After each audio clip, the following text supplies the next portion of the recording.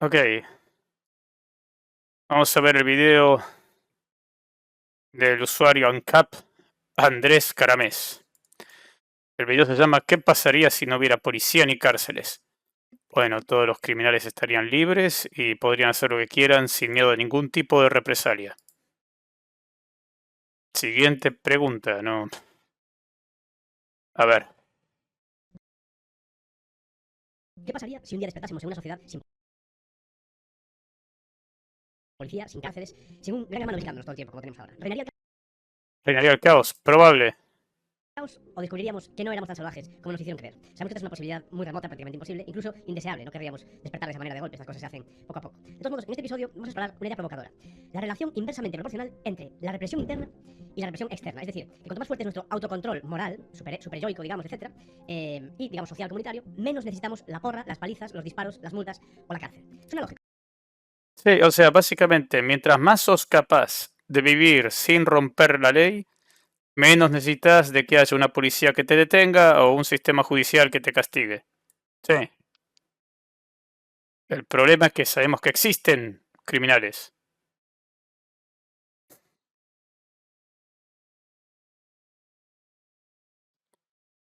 Hola, Patricio. ¿Y si no hubiera bomberos y recogedores de basura? Hey, ¿qué tal si nunca hubiese ningún accidente y no necesitáramos los bomberos? ¿No sería un mundo un lugar mejor? Y si no produjésemos ningún tipo de basura, ¿no sería aún mejor todavía? ¿No? A mayor presión externa, menos presión interna hace falta o se demanda. He hablado de esto en muchas ocasiones. Es lógico, pero también bastante incómodo para mucha gente. Implica además preguntarnos si hemos delegado demasiado en papá Estado, lo típico, para que nos vigile, en lugar de madurar, tanto como personas como sociedad. Vamos a desmenuzar Ok, en lugar de llamar a la policía, lo que tenemos que hacer es decir a los criminales que maduren. De acuerdo, de acuerdo, de acuerdo. La próxima vez que vean a alguien cometiendo un crimen, solo díganle que necesita madurar. Si pueden, si pueden, denle buenos argumentos de por qué la forma de vida que está teniendo no es virtuosa de ninguna forma. esto en varios bloques. Vamos a empezar hablando un poco de Freud y de psicoanálisis. Seguiremos con Durkheim, la sociología clásica. Ay, Vamos a una Dios. crítica sobre la infantilización de una sociedad vigilada. Vamos a desmontar ciertos prejuicios sobre el anarquismo y el orden sin Estado, o un paradigma, digamos, aestatal. Y veremos ejemplos reales de unidades sin policía. Exploraremos la justicia restaurativa y comunitaria. Y para rematar, vamos a traer voces contemporáneas, algunas de ellas muy mainstream y de Sí, spoilers. Un pueblito donde viven 100 personas y la mitad son familia y literalmente vos conoces a todos los que están ahí, no cuenta como ejemplo de una comunidad que puede vivir sin policía, ¿eh? No, no hace falta que vivamos sin policía, literalmente somos 5, que vivamos con policía, somos 5, no, no cuenta. y de líneas de pensamiento que no, con las cuales no tenemos por qué estar al 100% de acuerdo, pero que en todo caso son interesantes, tipo Greber, ¿no? David Greber, Liu Chung-han, Noam Chomsky, etc. Y otras corrientes libertarias de otros colores, vamos a decirlo así, que nos ayuden a hallar estas ideas. Preparados para un viaje durante este episodio por la delgada línea, ¿no? Entre la conciencia y la coerción, esa separación de la que hablábamos antes. Vamos a salir un toque un poco de ironía y Esto suena a pero inconsciencia, pero dale, el sigamos. pensamiento crítico. Vamos a darle caña. Hola, soy Andrés Caramés y esta es la 39ª de, esperemos, muchas sesiones en las que intentaremos sencillamente aportar ideas, lecturas, referencias, análisis de actualidad, de la sociedad y de la cultura, con el fin de entender el mundo y, con humildad, intentar encontrar formas de hacer de él un lugar un poco mejor. Vamos allá. Bien, vamos a utilizar una analogía. La policía ¿Seguro que funciona así, Bogdan? Criminales yo solo conozco en estos factores sociales. Que dejes de escuchar a mi amado líder. la cabeza contra la policía en la calle, digamos, ¿no? Autocontrol social y coerción estatal. Una especie de contraposición entre el autocontrol social, individual también, y la coerción estatal. Vamos a empezar mencionando a nuestro amigo Sigmund Freud y ese policía interior, ¿no? El superyo y la represión interna. El señor del diván, que todos conocemos, hace casi un siglo escribió El maestro de la cultura. Es un libro del que habla muchas veces, que es un libro que me parece muy importante para entender, muchas cosas. Llamen al policía interior de cada criminal para detenerlo. Filosóficamente es un libro importante, sociológicamente también, en cuanto a psicología también, pero en lo que tiene que ver con psicología de las masas y para entender sobre todo la conexión entre sociología y psicología, me parece un libro que es crucial, ¿no? Fundamental, y que todo el mundo debería leer. En este libro, él reflexiona sobre el choque entre nuestros instintos, digamos, y las normas de la civilización, podríamos decir así, ¿no? O de la vida social.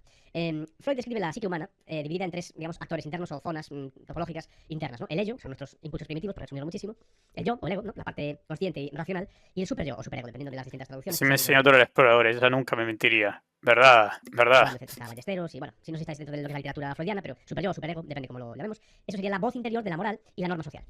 Bien, ¿y qué hace el superyo? Básicamente actúa como un policía interno, internaliza, ya con nuestra educación, etcétera, los mandatos de la sociedad y vela porque estos se cumplan, castigándonos con culpa. Culpa sería en este caso el castigo, la moneda de cambio, o la multa en este caso, ¿no? Si se violan esas reglas. Freud lo ilustra como una especie de metáfora. Bueno, Freud utiliza muchas metáforas. Una metáfora podría ser que la cultura impone restricciones. Siempre pregunto qué harían estos tipos con los psicópatas, con gente que literalmente no sienten culpa porque físicamente no pueden. Y yo qué sé, imagino que tener un debate hasta que sabes que le crezca la conciencia, no sé. Del sujeto como si fuera una especie de guarnición militar en la ciudad conquistada, es decir, una especie de ejército ocupando nuestra mente. Una especie de, sí, como de regimiento que está, una vez está conquistada la mente por, digamos, el proceso civilizatorio, por las normas, etcétera, se quedan ahí como montando guardia para que no se vaya la cosa de madre, ¿no? Entre comillas, y que esos supuestos instintos primarios, ese id, ese ello, ¿no? Digamos, no consiga adueñarse por completo de nuestro comportamiento. Esas normas las tenemos interiorizadas de esa manera. Los mecanismos de poder de la cultura, podríamos decir, se introyectan en el psiquismo, transformando una coerción externa, digamos, social, sociológica, educacional, en una interna. Y esto, que no Yo necesariamente quisiera tenemos que adelantarme a desarrolle esto de fuera en de la joda. discusión hoy, pero me parece importante, esa coerción externa, perdón, esa coerción interna que asumimos y sobre la cual tomamos nosotros las riendas, es muy importante para liberarnos. Es lo que hablaba hace poco, ¿no? Si los límites nos los ponemos nosotros mismos, eso nos libera. Lo que no nos libera es que nos los pongan desde fuera, ¿no? La coerción y la violencia, etcétera. O sea, en vez de necesitar siempre un policía que a la esquina, que a la calle, etcétera, llevamos una especie de policía en la cabeza, porque ese policía Hay mucha gente que no se pone esos límites, que nunca va a decir que está mal robar, que está mal abusar de alguien, que está mal matar, o sea, simplemente no se van a poner esos límites. forma parte de nosotros, somos nosotros mismos. Ese policía interno, el Y aunque sepan que está mal, les chupa un huevo. No cambia nada. super yo nos frena cuando el ello quiere hacer una especie de travesura antisocial, digamos, ¿no? Sí, bueno, comunitaria, familiar, antisocial. La culpa, la vergüenza, el pensar no deberías hacer eso, eso no está bien, que nos susurra la conciencia, son formas de represión interna. Y cuanto más eficaz es ese control interno, menos tiene que venir la autoridad externa, digamos, y coercitiva, a meter en vereda nuestros impulsos, digamos, ¿no? Esto lo habréis experimentado todos en alguna ocasión. Esa, yo qué sé, lo típico que estás cuando eres un chaval, que a lo mejor tienes algunos amigos que tienen, digamos, una estructura moral un poco distinta o cuestionable, o quizás no tan rígida como la tuya, y quieren hacer de las suyas, poner a prueba sus instintos, poner a prueba su valentía, o lo que ellos entienden por valentía, etcétera, y quieren como robar las tuyas en una tienda. A ti ni se te ocurre, ni se te ocurre. Y el propio hecho de pensarlo te hace sudar, te hace sentir muy mal, y de pensar que tus amigos quizás pues vayan a hacer eso te preocupa mucho. A veces esto se introyecta a través de la religión, por ejemplo, y piensas, bueno, pues mis amigos van a ir al infierno, ¿no? Esto no se debe hacer, esto está muy mal. O aunque no intervenga la religión, en todo caso interviene la moral familiar o comunitaria que tú hayas absorbido. Pues esto, Dios, si se enterase mi madre, qué mal estaría, ¿no? Si se enterase mi padre, qué disgustado estaría. Bueno, esa sensación súper amarga, súper ácida, horrible que sentimos en ese tipo de ocasiones, cuando pensamos en hacer algo malo, experimentamos, o cuando lo hacemos y luego nos sentimos culpables, es todo el castigo que necesitamos para frenarnos y no hacerlo. Como te explico yo siempre, cuando yo, imaginemos, cuando yo hago cola para subir un autobús, cuando estoy haciendo una fila, respetando la fila para colar el autobús, cuando yo no agarro a todas las señoras que están delante de mí, las agarro por los hombros y las lanzo por el aire para colarme yo primero, no lo hago porque me vayan a multar, o porque me vayan a meter en la cárcel, o porque me vayan a poner una multa de 200 euros y luego tenga que ir a un juicio el año que viene. No, si no les pego y no hago eso y no me cuelo, es porque sé que está mal. Ok, perfecto. Vos no lo haces porque sabés que está mal. Bien. ¿Y qué pasa de las personas que lo harían que si saben que se pueden salir con la suya, lo harían? Hay gente que golpea a ancianas a día de hoy, a pesar de que así todos van a ir a la cárcel. ¿Vos pensás que si literalmente no habría ningún castigo para esas personas, lo harían menos? Si no habría ningún miedo de que aparezca la policía, de que terminen presos, lo harían aún menos. O lo harían más. Y que hay algunos que se envalentonarían, que no lo hacen ahora, pero que dirían, hey, ¿sabes qué? Si puedo hacer lo que quiera, ¿qué problema hay?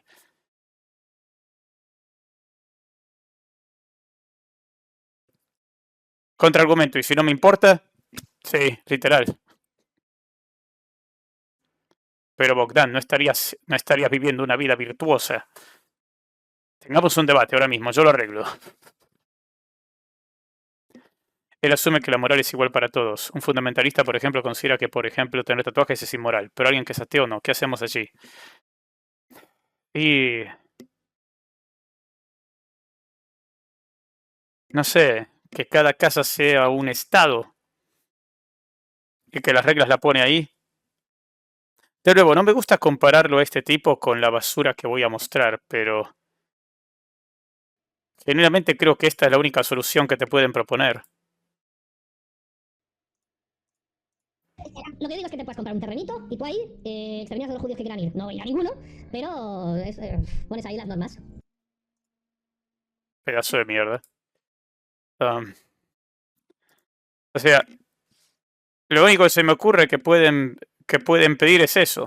Que básicamente en cada terreno se hace lo que el dueño dice y ya está. Y que todas las calles van a ser privadas, así que vos tenés que fijarte quién gobierna por donde caminás. O sea, un delirio sería. Y con saber que está mal, ya está. No es el supuesto castigo o previsible castigo que me fuesen a poner lo que a mí me frena. Es mi propia moral. Porque hay cosas que yo podría hacer mal sin que nadie se entere y sé perfectamente que podría hacerlas sin que nadie se entere y aún así no las haría.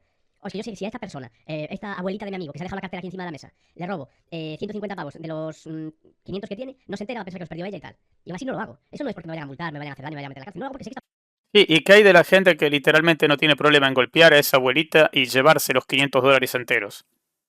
¿Qué hacemos con esos? Que creo que vos no lo vas a hacer. ¿Y qué hacemos con los desgraciados que sí lo van a hacer? Ahí tenemos el ejemplo de alguien a quien no le importa golpear mujeres, es que lo rechazaron a pesar de que sabe que está mal. Basado. No este tipo, no este, el otro. Está hablando del otro.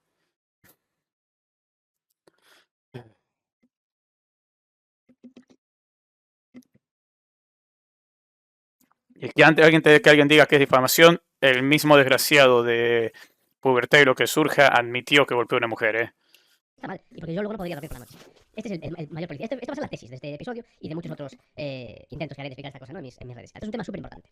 Bien, por supuesto, Freud también advierte de que todo esto tiene un precio psíquico, ¿no? Esa represión instintiva o instintual, esta represión de los instintos, produce muchas cosas, entre otras, pues la denominada neurosis. Bueno, se le han dado distintos nombres a estos condicionantes psicológicos a lo largo de la historia, pero bueno, él en concreto lo denomina pues neurosis. Luego también puede tener como un cierto efecto, una especie de infelicidad si hay un desbalance, digamos, en esa represión de los instintos o si va demasiado allá, si va demasiado allá, se dice, sí, a veces me quedo. De ahí la palabra, ¿no? El Creo que malestar, está ¿no? bien. En la cultura, de ahí la palabra del título.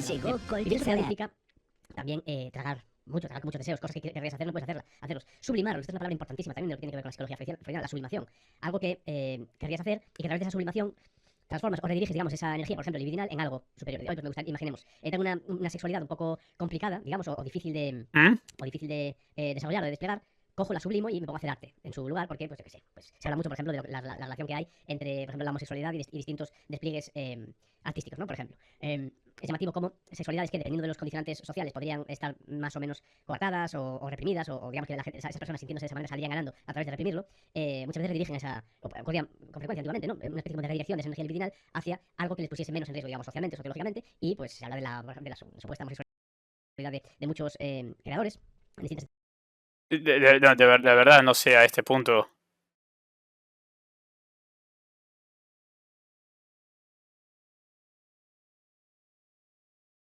De verdad, no entiendo este punto que va,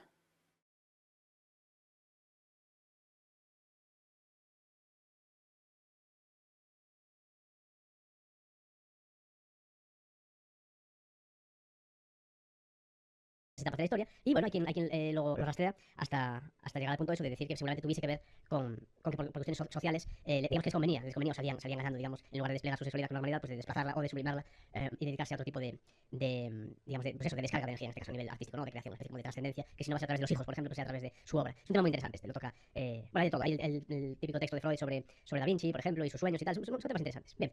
En todo caso, desde la perspectiva de lo que es el orden social, esta represión interna de la que hablamos, ese autocontrol, es totalmente funcional, cumple una función, es muy útil. De verdad, no sé a qué se debe esa tangente. Genuinamente, no sé qué tiene que ver con una sociedad sin policía, pero dale, sigamos. La conciencia gay cuando vas a cometer un crimen. Mira que hetero que soy. Oh, no. Es mucho mejor que haya ciudadanos que se sientan culpables. Sabéis que no me gusta mucho esta palabra ciudadanos, porque implica que los sujetos de derecho, los sujetos en general tienen que estar en una ciudad o vivir en una ciudad, pero bueno, ciudadanos, que las personas, los individuos culpables, es mejor que se sientan culpables que sean delincuentes, digamos. Podríamos pensarlo incluso desde ese punto de vista, ¿no? Si cada individuo se regula a sí mismo por una condición moral, esa sociedad, sea del tamaño que sea, necesita menos caña, menos bastón, menos porra y menos castigo. Sí, lo sabemos. Literalmente lo que él está diciendo es, si ninguna persona rompería la ley por voluntad propia, no habría necesidad ni de la policía ni del sistema judicial. Ya. Solo haría falta el sistema legislativo, alguien que pase leyes. Y listo, ya nadie las rompe. Fin. La realidad no funciona así. Literalmente existen los delincuentes, los criminales son reales. ¿Qué pensás hacer? ¿Cómo arreglas eso? Y no es como que ninguno de ellos sepa que robar está mal, que eliminar está mal, que abusar está mal. Lo saben, pero le chupa un huevo. Y si alguno de ellos genuinamente no lo sabe, no hay forma en que se lo hagas entrar en la cabeza. Y como mencionaron antes, ¿qué vas a hacer con los psicópatas? Literal, ¿cuál es la solución ahí? Gente que literalmente jamás va a sentir ningún tipo de culpa por hacer absolutamente nada a nadie. Lo que puedan hacerle a otro ser humano no le suma ni le resta, le chupa un huevo. ¿Qué vas a hacer con esas personas? Yo no los llamaría, yo no las llamaría personas, me disculpo por decir eso, pero entienden mi punto. ¿Qué vas a hacer con ellos? Y dime, ¿esos criminales están aquí en esta habitación ahora mismo? Sí, venga, venga, ahora duden de la existencia de criminales, dale. Es más, si uso este tipo, los comunistas que me dijeron que el macartismo no va a volver. Uf. Y más iluso, la verdad, que un anarquista difícil. Una cosa es que alguien me diga, yo soy anarquista de corazón. Ok, eso lo entiendo y lo respeto. Pero alguien que genuinamente cree que podés aplicar una solución como esta, esto es simplemente absurdo, no se puede. Externo, ¿no? La civilización, en cierto modo, necesita reprimir instintos para funcionar. Esto es la tesis principal del libro de Freud, de Malestar de la Cultura. La pregunta es si podemos lograr una sociedad donde esa represión no sea tan dramática, pero que al mismo tiempo nos sirva como para lubricar esas relaciones y que las cosas funcionen, ¿no? Bien, vamos a hablar ahora de Durkheim. Solidaridad, normas compartidas, control social. Emil Durkheim, ¿qué tenía esta persona que decirnos? Vamos a pasar a lo que es el tejido social. Durkheim, uno de los padres de la sociología, uno de los grandes de la sociología, con su distinción famosa entre solidaridad mecánica y solidaridad orgánica. Vamos por partes, vamos a explicarlo. Él explicaba cómo las sociedades se mantienen cohesionadas, ¿no? Y por qué razones y tal. En sociedades ¿Saben qué? Me imaginé. Este tipo ve que hay algún criminal robándole a una anciana y él empieza, escucha. Durkheim habló de las sociedades, la solidaridad mecánica y la solidaridad orgánica. Se le pone a dar. Le suelta toda una tesis para que el tipo deje lo que está haciendo y se vuelva una persona honrada. tradicionales, pequeñas, relativamente homogéneas, es una cosa que hoy en día se critica mucho, ¿no? Yo he escuchado a algunas personas decir, no, es que en esta zona donde vivo yo de Alemania, o en esta zona donde vivo yo de Reino Unido y tal, no hay mucha diversidad. Y lo dicen como si fuera algo malo, ¿no? Como si hubiese un elemento, necesariamente positivo en el hecho de que haya personas de muchas culturas y de muchos países. Lo cual me parece una posición, o sea, el querer diversidad me parece una posición totalmente racista y una posición muy ignorante, por otra parte, porque lo cual me parece una posición, o sea, el querer diversidad me parece una posición totalmente racista.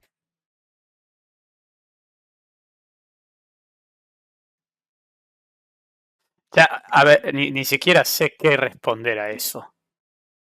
El querer diversidad me parece una posición totalmente racista. O sea, ok, ok.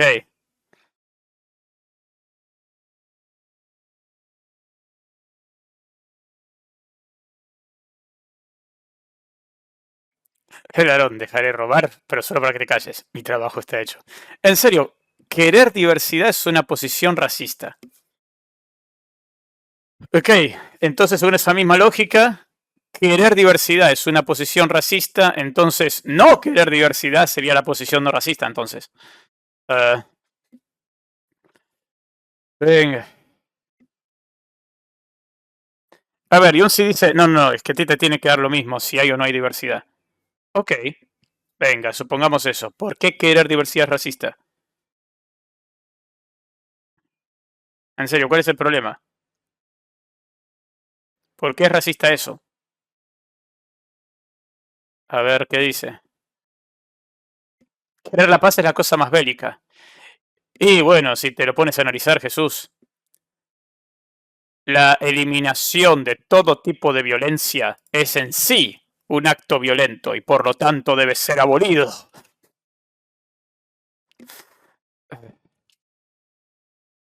Sigamos. Y una posición muy ignorante, por otra parte, porque Claro, es racista e ignorante querer diversidad, sí. lo que hay que preguntar a esa gente es, por ejemplo, ¿por qué hay el porcentaje de africanos que hay en Norteamérica, por ejemplo? Creo que ¿Qué? es un 13%, un 15%. ¿Por qué hay africanos allí? ¿Por qué hay tantos indios en Reino Unido? Porque si empezamos a ver la diversidad siempre como algo necesariamente positivo, sin estudiar cuáles son las causas de todo eso, vamos a dejar de lado la esclavitud y lo que ocurrió con la esclavitud. Vamos a dejar de lado lo que ocurrió con las colonias. Vamos a dejar de lado lo que ocurrió con los imperios y los distintos estados yendo por todo el mundo, machacando a muchísima gente para luego. Pero una pregunta, a día de hoy, un negro que se va a vivir a Estados Unidos está siendo llevado ahí porque es esclavo. Nadie está dando el argumento Y si alguien lo da, será un loquito, ¿no? Pero nadie está dando el argumento de, wow, ojalá hubiese habido más esclavos en la zona donde estoy yo, así sería una zona más diversa. Literalmente nadie te dice eso, ninguna persona te dice algo así. Y mirá que yo me la paso escuchando argumentos pelotudos, pero jamás escuché a alguien decir una barbaridad como esa. O sea, nadie lo dice, literalmente, ni una sola persona, nadie, cero.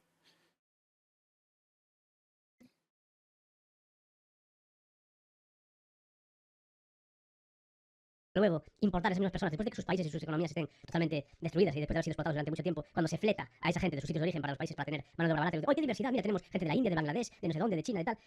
Y uno piensa, ¿te has preguntado alguna vez qué tipo de distorsiones, qué tipo de injusticias, qué tipo de barbaridades tenéis que haber hecho, ¿no? Bueno, vosotros o tus compatriotas, para generar eso, una distorsión en un sitio tal, para que la gente abandone su tierra, sus raíces, su gente y se vaya a vivir al sitio donde tú vives para, en principio, la mayor parte de las veces, tomar los trabajos más, digamos, más precarios y para hacer todo eso? Porque es muy bonito decir, ay, la variedad, distintas culturas, y la gente tal, pero esta gente nunca se pregunta cuál es el origen de que esas personas no estén en su casa, en sus lugares de origen, en lugar de estar donde viven ellos. Le da la sensación de que en Londres siempre hubo población negra, de que en Estados Unidos siempre hubo población negra también. En Argentina vinieron un montón de italianos y españoles durante el siglo XX. Y Argentina jamás de ninguna forma colonizó ningún país de Europa.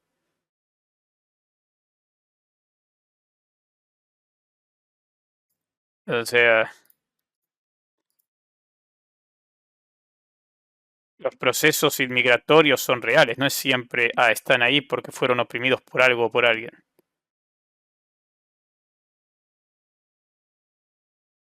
Pues sí, buen punto. Volvamos, ¿qué tan atrás hay que ir? Volvamos todos a África, ¿no? La humanidad empezó ahí. ¿Por qué no se preguntan eso? Me parece muy racista y muy ignorante atribuir una bondad per se al propio hecho de la diversidad, ignorando cuál es la raíz y cuáles son los problemas en origen que hacen que estos países tengan que estar, digamos, entre comillas, mezclados y que toda esa gente haya llegado a sus sitios. Porque a las veces se debe a injusticia, se debe a opresión, se debe a represión, se debe a robo y se debe al machaque constante de distintos estados alrededor del mundo. Entonces vamos a dejar de ser tan racistas y tan Racistas. condescendientes con esa gente, asumiendo que, ¡ay, qué maravilla! Mira, hay mucha gente de muchos colores y todo eso. Creo que eres un racista. Eso es lo que te está pasando. Pero bueno. ¿Tú lo crees que es un racista? Ok. Bueno, pará, entonces si un tipo quiere echar a todos los negros de Estados Unidos, ahí ese es el que no es racista. Literalmente tenés a tipos... bueno, tenés a tipos que creen en el gran reemplazo. Que creen que están yendo personas morochas o negras a países de mayoría blanca. Que honestamente ni siquiera sé si Estados Unidos es un país de mayoría blanca a día de hoy, ¿no? Dicho sea de paso. Para reemplazar a la población blanca. Uno de los que creía eso era, por ejemplo, Charlie Kirk. Eh, Hay gente que cree en el gran reemplazo, lo cual es una teoría. No, no es una teoría, es un delirio racista. ¿Qué le dirías a esas personas? ¿Cuál es tu argumento ahí?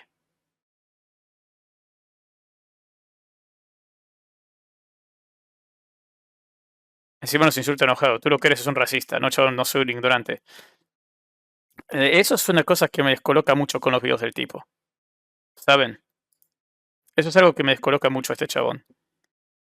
Porque él lo que quiere hacer es como él te quiere vender una utopía, ¿no? Él te dice, realmente necesitamos de un Estado. Somos mucho mejor personas de lo que te quieren hacer creer. Podemos vivir sin ellos. O sea, te lo quiere vender como algo bueno. Pero no hay un video de él en el cual no insulte a las personas que no están de acuerdo. Si no está, o sea, ¿cómo era? Si te gusta vivir en democracia, eres infantil. Si quieres que exista Estado, es porque eres un hombrecito débil que tiene miedo de defenderse por su cuenta. Si no estás a favor de que todos en una zona se vean iguales, es que sos un racista. Y es como, por un lado, se pone en modo buenista, ¿no? De yo soy el que quiere lo mejor para todos, donde un mundo donde todos seamos felices y estemos bien, pero siempre insulta que cada vez que él afirma algo, si no estás de acuerdo con él, manda el insulto. O sea, eso me descoloca tanto, se me hace... O sea, no sé, se me hace como que es todo un acto, ¿entienden? Eso es lo que me pasa. Se me hace como que es todo un acto. Todo ese buenismo de bla, bla, bla, etcétera, etcétera. Viviríamos mejor sin que nos oprima el Estado. Se me hace que es todo un acto.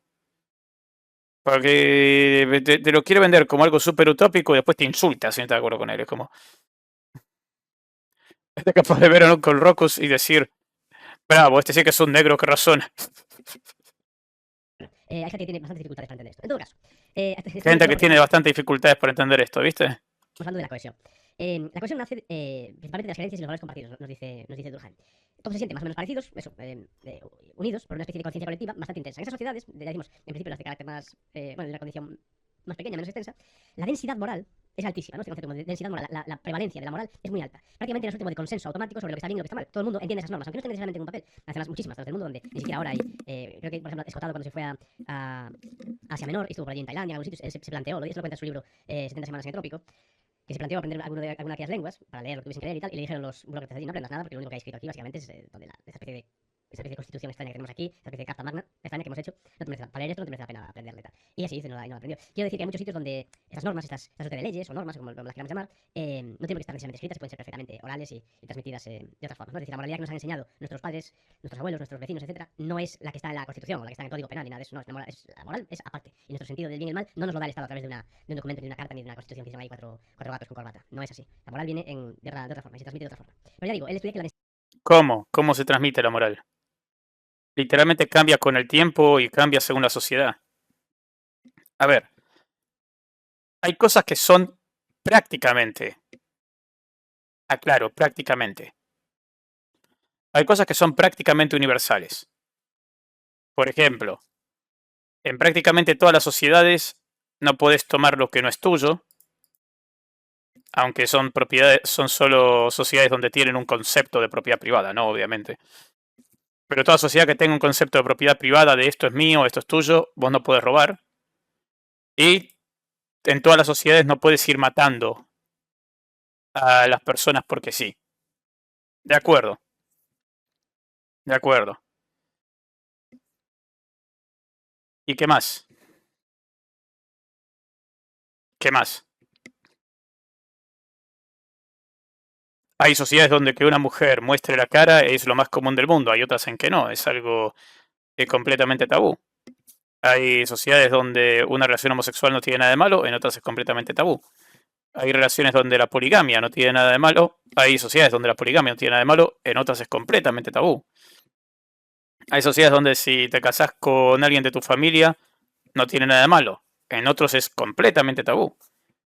O sea, no es como que tenemos los seres humanos siempre todos la misma moralidad y decimos esto es con lo que tenemos que hacer. No funciona de esa manera.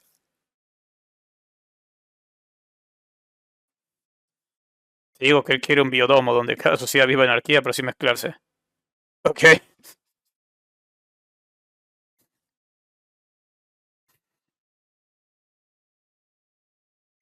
Primero se inventó la ética, eso evaluó las leyes que eran castigo ante eventos y reglas surgidas de la experiencia. La moral es personal y por ende totalmente subjetiva. Mientras ellas iban al tiempo, la ética es la herramienta que intenta evaluar con perjuicios y derechos de realidad. Ok, densidad moral ahí es muy alta. Sin embargo, entiendo. en sociedades modernas, ya digamos muy grandes, muy diversas, donde esa cohesión brilla por su ausencia, la cohesión de haberla viene más bien de una especie Ok, está diciendo que en una sociedad diversa no hay cohesión. Ok.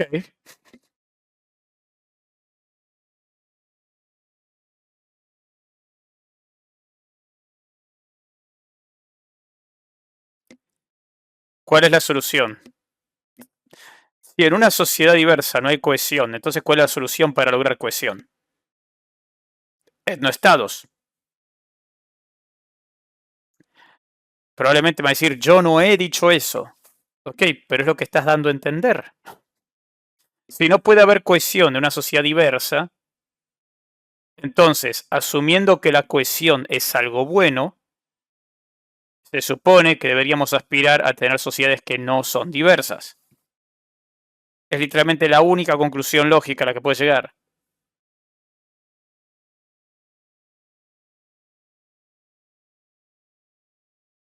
de interdependencia en la cual cada quien cumple una especie como de rol. No necesariamente nos necesitamos mutuamente, sino que hay otro tipo de dependencias que están como más alejadas y son como más dispersas. Y Edward James lo llamó solidaridad orgánica. En esos sitios no todos comparten los valores al 100%. Hay casi una especie, casi incluso como de especialización moral, ya no solo en lo económico a través de los mercados y tal, sino de especialización moral incluso. No comparten los valores al 100%, hay muchas diferencias, hay diferencia, digamos, individual, y la conciencia, digamos, colectiva o grupal es mucho más débil y más, eso, más abstracta. ¿Y qué tiene que ver todo esto con la policía? Saben, es cierto lo que están poniendo en el chat. Es que incluso el matar, que literalmente todas las sociedades tienen un código de no puedes ir matando como loco, no funciona así, ¿eh? O sea, no puedes matar por ningún motivo, pero no todos tenemos exactamente el mismo nivel de por qué estaría aceptado matar a alguien.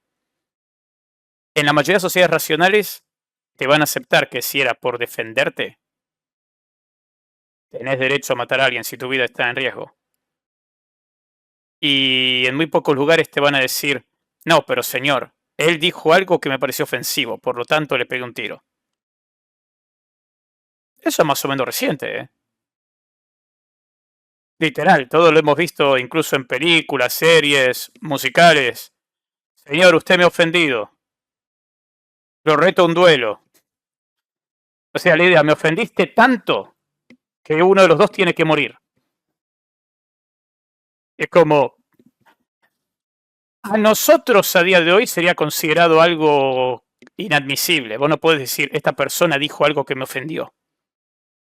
Así que uno de los dos tiene que morir, o él o yo. Es más, lo más probable es que si te enoja demasiado, de última los cagás a trompadas, pero no necesariamente es solo uno puede quedar con vida. ¿Cuál sería el problema si había épocas donde pasaba? No es algo teórico, eso jamás ha ocurrido. Sí, pasó. Claro, muchos duelos eran a primera sangre igual, también. Pero eso era principalmente con espadas, con las pistolas, ¿no? O sea, cuando le pegabas un tiro a alguien, ya está. Primera sangre podía ser con espada, ¿no? Le tocabas alguna parte y no demasiado profundo, y es como sangró, gané yo. Mi honor ha sido restaurado, etcétera, etcétera. Cuando ya empezaron a los tiros, bastante más difícil.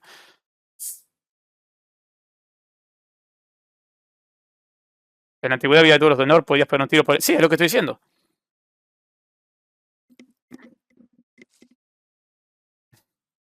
Sí, mucho. Porque Durkheim observa que el tipo de derecho, las leyes, los castigos, etcétera, cambia según un modelo y otro. En las sociedades de solidaridad mecánica, digamos, la ley tiende a ser de carácter, digamos, represivo. ¿Para qué entendemos esto de represivo? Es decir, si alguien viola la norma sagrada, digamos, por ejemplo, compartida, hay una especie como de castigo severo.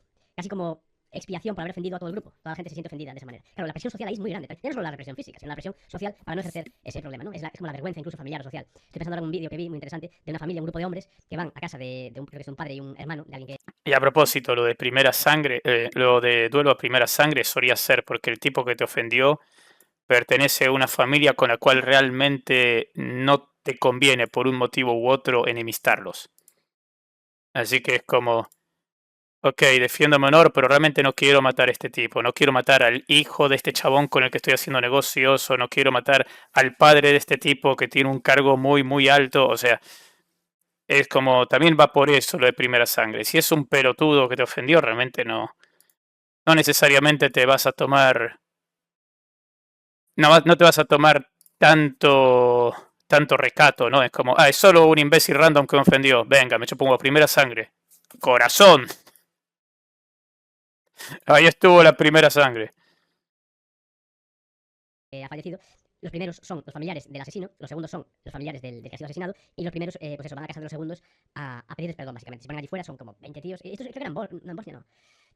Sí, bueno, no me acuerdo dónde era. Era como en Europa del Este, pero no sé exactamente dónde. Bueno, se ponían allí fuera y se arrodillaban todos y ponían la chava en la cabeza y tal, y entonces se acercaban los familiares de la víctima y les perdonaban, se besaban incluso y tal. Una cosa muy impresionante, ¿no? De cómo Sí. allí ni policía, ni ajuste de cuentas, ni cárcel, ni tal, que también, ¿no? Lógicamente sí que habría, digamos, investigaciones, me imagino y tal, pero lo principal en aquel pueblo, al parecer, era la vergüenza, la pena, el arrepentimiento, digamos, la pena que esa familia iba a tener que arrastrar para siempre, tanto los de la víctima como los del agresor. Amigo, literalmente a día de hoy hay criminales que matan gente y toda su familia lo sabe y los apoyan. No te van a pedir perdón.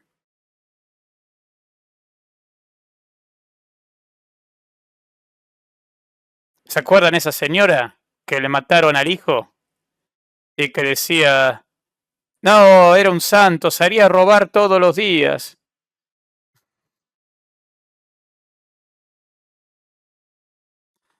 Eh,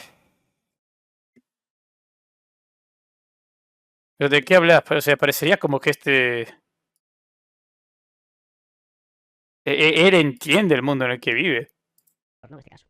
Entonces, dice Durkheim que el crimen se hace, en estos contextos se hace como contra toda la sociedad, de cierto modo, ¿no? Por eso se busca una especie de castigo ejemplar que tiene que ver también con esa especie de imagen que comentábamos hace un momento. En cambio, en las sociedades de solidaridad orgánica, la ley tiende a ser principalmente restitutiva. O sea, se trata de reparar daños, de resolver disputas contractuales, una cosa un poco más meliflua, ¿no? De proteger acuerdos sociales, más que vindicar propiamente moralidades. Claro, si te fijas, esto se refleja en la modernidad.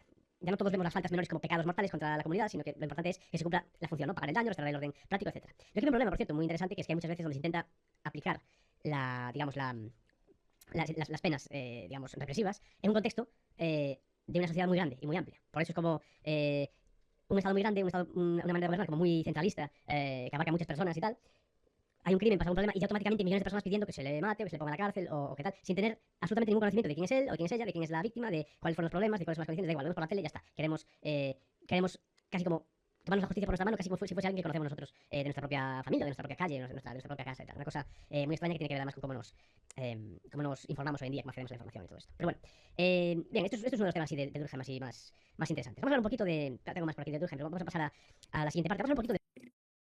¿Cuál sería el problema en la sociedad que vos querés? Supongamos que un tipo encañona a alguien.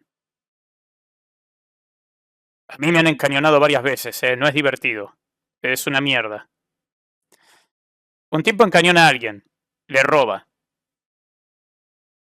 El sistema judicial dice, ok, 5 años de cárcel. Pero la gente dice, no, no, ¿saben qué? Nos encañonó a varios en el barrio. Vamos a matarlo. La comunidad decide que quiere ir y matar a ese tipo. A día de hoy, él tendría una pena de 5 años, pero la comunidad dice, ¿saben qué? Nos tiene la bola llena, matemos a este hijo de puta. Ok, ¿cuál sería el problema en tu sociedad? ¿Cuál sería? Saben, generalmente no estoy seguro si debería haber un problema a día de hoy, ¿no? Pero ¿cuál sería el problema si deciden eso? Si deciden matar a un miembro de la comunidad que no para de violentar al resto. ¿Cómo lo impedís entonces? Porque a lo mejor vos no estás a favor de que haya pena de muerte para ese caso, pero si una buena cantidad de miembros de la comunidad se pusieron de acuerdo y quieren hacerlo, ¿qué sería lo que los detiene? ¿Qué sería básicamente? ¿A qué se apela entonces? Justo eso iba a decir, ¿quién me impide que me tome la ley por mí? Exacto. ¿Cuál sería el problema de tomarse la ley a mano propia? No hay policía, no hay cárcel. Y la gente dice, ¿saben qué? No hay policías, no hay cárceles, pero tenemos que hacer algo con los delincuentes. ¿Qué hacemos? Los matamos a todos. O sea, ¿cuál sería el elemento disuasorio? Porque ya eliminaste a la policía y la cárcel, entonces, ¿cuál es el problema? ¿Qué es lo que lo impide? De paternalismo y de infantilización social, que es una cosa que ya he mencionado en otras ocasiones, ¿no? Necesitamos una especie de estado niñera o de estado paternal, etc. Esta es la idea Me gustaría que respondas, o sea, sé que no me puedes escuchar, pero es un planteo válido que deberías decir en todo este video tesis que estás haciendo. de que hay una idea de que una sociedad que depende en exceso de la vigilancia estatal es una sociedad infantilizada. Yo así lo creo personalmente. Pensemos en esto. Si necesitamos cámaras en cada esquina, policías en cada calle, policías en cada parque, multas para cada pequeña travesura, vas a ir circulando a 2 kilómetros por Ah, lo que le impide es el respeto irrestricto al proyecto de vida del prójimo. Ok. hora más de la cuenta. El monopatín ha superado la velocidad de tal. Usted se ha tomado 3 cervezas en vez de 2. Usted ha fumado un pitillo a 5,8 metros de unas escaleras públicas de tal. ¿Significa esto que las autoridades nos tratan como si fuéramos niños traviesos a los que hay que darles una collejita y tal? Pues sí, así es como se nos ve, es una infantilización total. Y solo cuando suena una noticia de estas características, uno se mete en los comentarios y se da cuenta de que hay muchísima gente a la que le va en marcha, le gustan estas cosas. Ay, sí, hay que prohibir mucho, y prohibir en todos los bares fumar, y hay que prohibir todo, y hay que prohibir ir en bicicleta, y si vas en bicicleta hay que prohibir un casco, y hay que poner un casco, y prohibir un casco, y prohibir la bicicleta, y hay que poner, y todo lo solucionan con multas, y con represión, y con cárcel, y con todo eso. Están ahí con su móvil, tirados en el sofá, tecleando tonterías sin saber nada de derecho, ni de historia, ni de filosofía política, ni de nada. Ok, pregunta filosófica. Yo estoy comiendo en un bar. Entra un tipo y se pone a fumar al lado mío. Y a mí me rompe las pelotas. ¿Qué se hace entonces? Dicho sea de paso, en los bares son privados y vos puedes poner un bar que sea toda una zona de fumadores o una zona de no fumadores, como vos quieras. Pero suponete que estoy en una zona de no fumadores. Viene un tipo y se pone a fumar ahí. ¿Qué se hace? A ese punto literalmente es entre privados el lugar, ¿eh?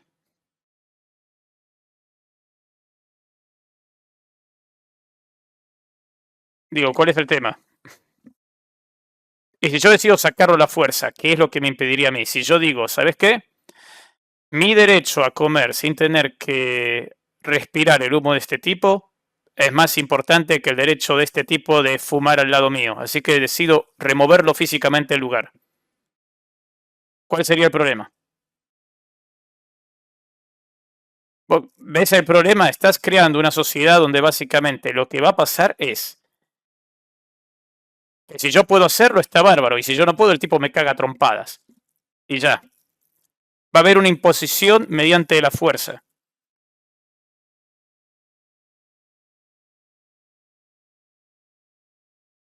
Exacto, acuerdo entre privados. Nos cagamos a trompadas.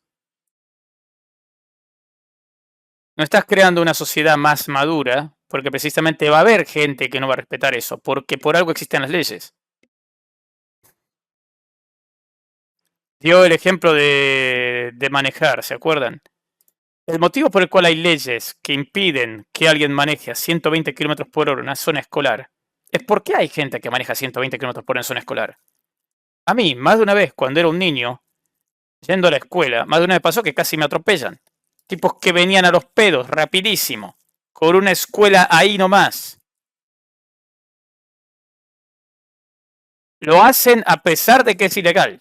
A pesar de que saben que si los agarran les van a poner multas.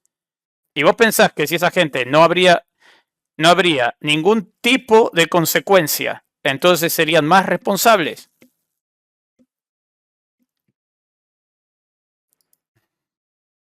O sea, declarando, hay que poner muchas multas y todos a la cárcel y todos y tal. Sin pensar si es lógico cobrarle 300 euros de multa a una persona que a lo mejor cobra 600 euros al mes, que es la misma multa que si va en bicicleta uno que trabaja de directivo en Inditex y cobra 8.000 euros al mes. O sea, es lo mismo todo, mismas multas para todo el mundo, todo, así lo solucionan todo ellos, con policía, con multas y con represión, ¿no? Así, hasta ahí llegan, ¿no? Eso es todo lo que les da el cerebro es para entender que cuando hay una cosa que a ti te molesta en concreto, hay que solucionar. Todo lo que les da el cerebro. Hey, si querés multas progresivas, no me opongo, ¿eh? Con multas, con cárcel, con policía, etc. Bien, pues este concepto lógicamente, del estado, este estado niñera, de este estado paternalista, pues lo criticamos desde estos ámbitos con total fiereza, ¿no? En ciertas ciudades, por ejemplo, si dejas a tu hijo de 10 años que camine solo hasta el colegio, se te puede acusar a lo mejor, por ejemplo, de una negligencia, de que, oye, estás dejando a este niño que está solo, ¿no? Está desamparado y tal. Eso ocurre muchas veces. Es decir, se te infantiliza, se te quita autonomía, se te dice cómo criar a tus hijos, te dice qué sustancias puedes tomar, qué sustancias no, todo esto. Y eso es totalmente inaceptable. O sea, un estado, digamos, hipervigilante puede. ¿Por qué es inaceptable que te digan cómo criar a tus hijos y el uso de sustancias? Por ejemplo, ¿es inaceptable que prohíban que un padre le dé cocaína al hijo? Pregunta seria. Pregunta seria. Y nadie me puede decir, no, es que el padre siempre va a querer al hijo, así que nunca le va a dar algo que le haga daño. Porque sabemos que no todos los padres son así, ¿eh? Sabemos que eso no es verdad. Acuerdo entre privados. O si el padre dice, ¿sabes qué? ¿Para qué lo voy a mandar a la escuela? Me es más útil tenerlo trabajando todo el día. Y de nuevo, no me vengan a decir que no hay padres que harían eso, porque justamente hay padres que hacen eso. Convertir ciudadanos adultos en eternos menores de edad en lo que es el ámbito moral, que es lo que digo yo siempre. Que cuando a ti se te trata de esta manera, tú mismo sigues siendo de esa manera, tú mismo sigues siendo infantil y comportándote de esa manera. Es terrible. Y claro, la gente dice, pero, a ver, la vigilancia es que es por nuestra seguridad. Es que las cámaras es por si hay un choque y tal. Es que las cámaras es por si te pasa algo. Es que si todo es por tu seguridad, todo es por tu bien, todo es así. Yo no veo que en las ciudades, como por ejemplo en Londres, que no puede haber más que uno de los sitios con más cámaras de todo el planeta Tierra, por metro cuadrado, no veo yo que baje la criminalidad, ni que controlen nada, ni que les baje de mucho lo de las cámaras. O sea, ya está, se ponen un pasamontañas, son todos iguales, te roban, cogen el patinete, se van y ya está. Y olvídate. Londres es literalmente uno de los lugares más seguros del planeta.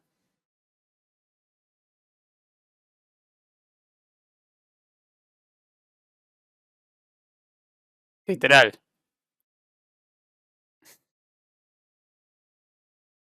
Venite a Latinoamérica y pasate por algún barrio liberado, donde no hay cámaras, no hay policía, y si llamás y tenés suerte, tarda 1 hora en llegar un patrullero. Si es que aparecen. Y decime ahí qué tan seguro te sentís. Ahí no está Papi Estado oprimiéndote. Contame la sensación de seguridad que tenés.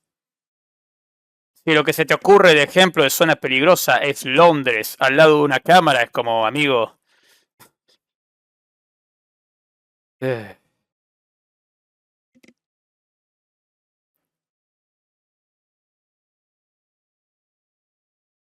Muchos padres son los que dan su primer trago de cigarro a su hijo, ¿verdad? Entonces, si todo lo vamos a solucionar con cámaras, con represión, con grabar, con todo eso, tendrás que poner una cada 50 centímetros. Porque ya directamente no nos quedamos ya todos en casa. Que nos pongan nuestro pequeño puesto de trabajo, cada uno en casa, y vivimos todos a la sombra en casa sin hacer nada ya. La gente todo lo arregla con más. Ok, eso es está siendo un hombre de paja. Está siendo un hombre de paja. Básicamente, ¿estás a favor de que haya cámaras en la calle y policías vigilando? Sí. Ah, entonces ¿crees que haya cámaras dentro de tu casa con un policía apuntándote a la cabeza a las 24 horas del día? No, literalmente la premisa era que estén vigilando lo que pasa en la calle. Y nunca se habló de apuntarle la cabeza a gente que no hace nada.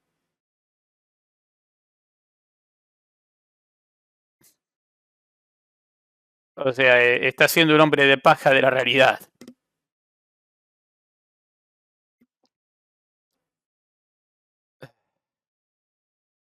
Más. Es al revés. Hace falta menos.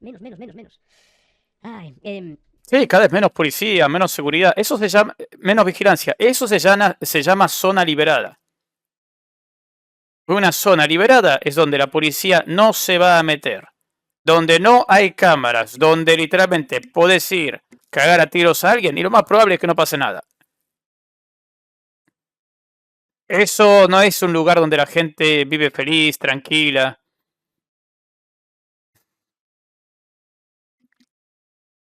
Literalmente esos son lugares donde, por ejemplo, escuchás a un almacenero diciendo que es la 5ª vez en el mes que un mismo tipo va a robarle. Y no es que le roban al almacenero que agarran un pedazo de pan y se van corriendo. No, lo encañonan, le ponen un arma en la cabeza. ¿Así es como querés vivir? Ah, no. Pero seguro que Londres es un infierno. Londres, donde es casi imposible conseguir un arma de fuego. entonces eso, la seguridad, como sabemos, siempre se utiliza como excusa para recortar libertades y para dañar lo que debería ser un trato pues, como adultos. Es la cultura del miedo y de la vigilancia, que juega un rol muy grande en todo esto. No, es que ¿Y cuál es tu situación? Todos los criminales se van a volver bonitos. sin este aparato de control, pues no estaría seguro y hay amenazas por todas partes y te apuñalan y te matan y te cortan y te roban y todo eso.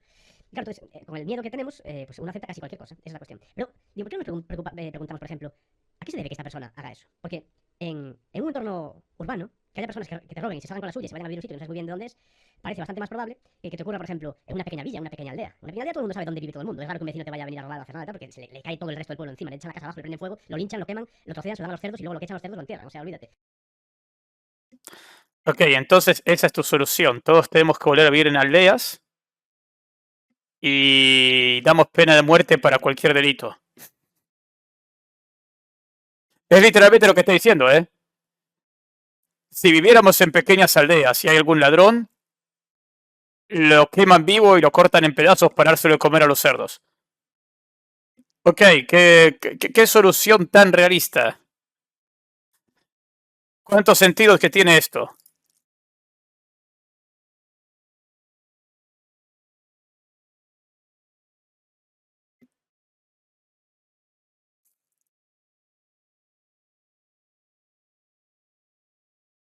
No es tan fácil que te agredan en un sitio de esas características. Esto lo que ocurre es en sitios con mucho Estado, con mucho control, con muchas leyes y con muchos sitios donde esconderse, o sea, en las grandes ciudades, que es donde se produce la mayor parte de estos problemas. Es verdad, hay pueblos que son súper inseguros, dicho sea de paso, cierto. Donde también acaba recalando la gente, que no tendría por qué estar ahí tampoco, porque nunca nos preguntamos por qué hay gente Igual él probablemente los pueblos que son inseguros, eso ya lo consideraría como una especie de ciudad. Imagino que él está hablando a habitantes que no llegan a los 3 dígitos por ahí. que está ahí que no debiera estar ahí, gente que no tiene nada que ver con el sitio donde está en ese momento y para la cual muchas veces la delincuencia acaba siendo su manera de vivir, etcétera. Con el sitio, preguntamos por qué hay gente que está ahí que no debiera estar, además, donde también acaba recalando la gente que no tendría por qué estar ahí tampoco, muchos sitios donde esconderse, o sea, en las grandes ciudades, que es donde Acuérdense lo que dijo antes de la diversidad. Acuérdense lo que dijo de la diversidad al principio del video y fíjense lo que dice ahora. Fíjense, fíjense lo que dice acá. se producen la mayor parte de estos problemas, donde también acaba recalando la gente que no tendría por qué estar ahí tampoco, porque nunca nos preguntamos por qué hay gente que está ahí que no debiera estar ahí, gente que no tiene nada que ver con el sitio donde está en ese momento y para la cual muchas veces la delincuencia acaba siendo su manera de vivir, etcétera. Pero eso no es normal, que alguien se pueda permitir salirse con la suya en ese sentido, no es normal. Gente que no debería estar ahí, gente que deberíamos preguntarnos por qué está ahí para empezar y que terminan siendo delincuentes.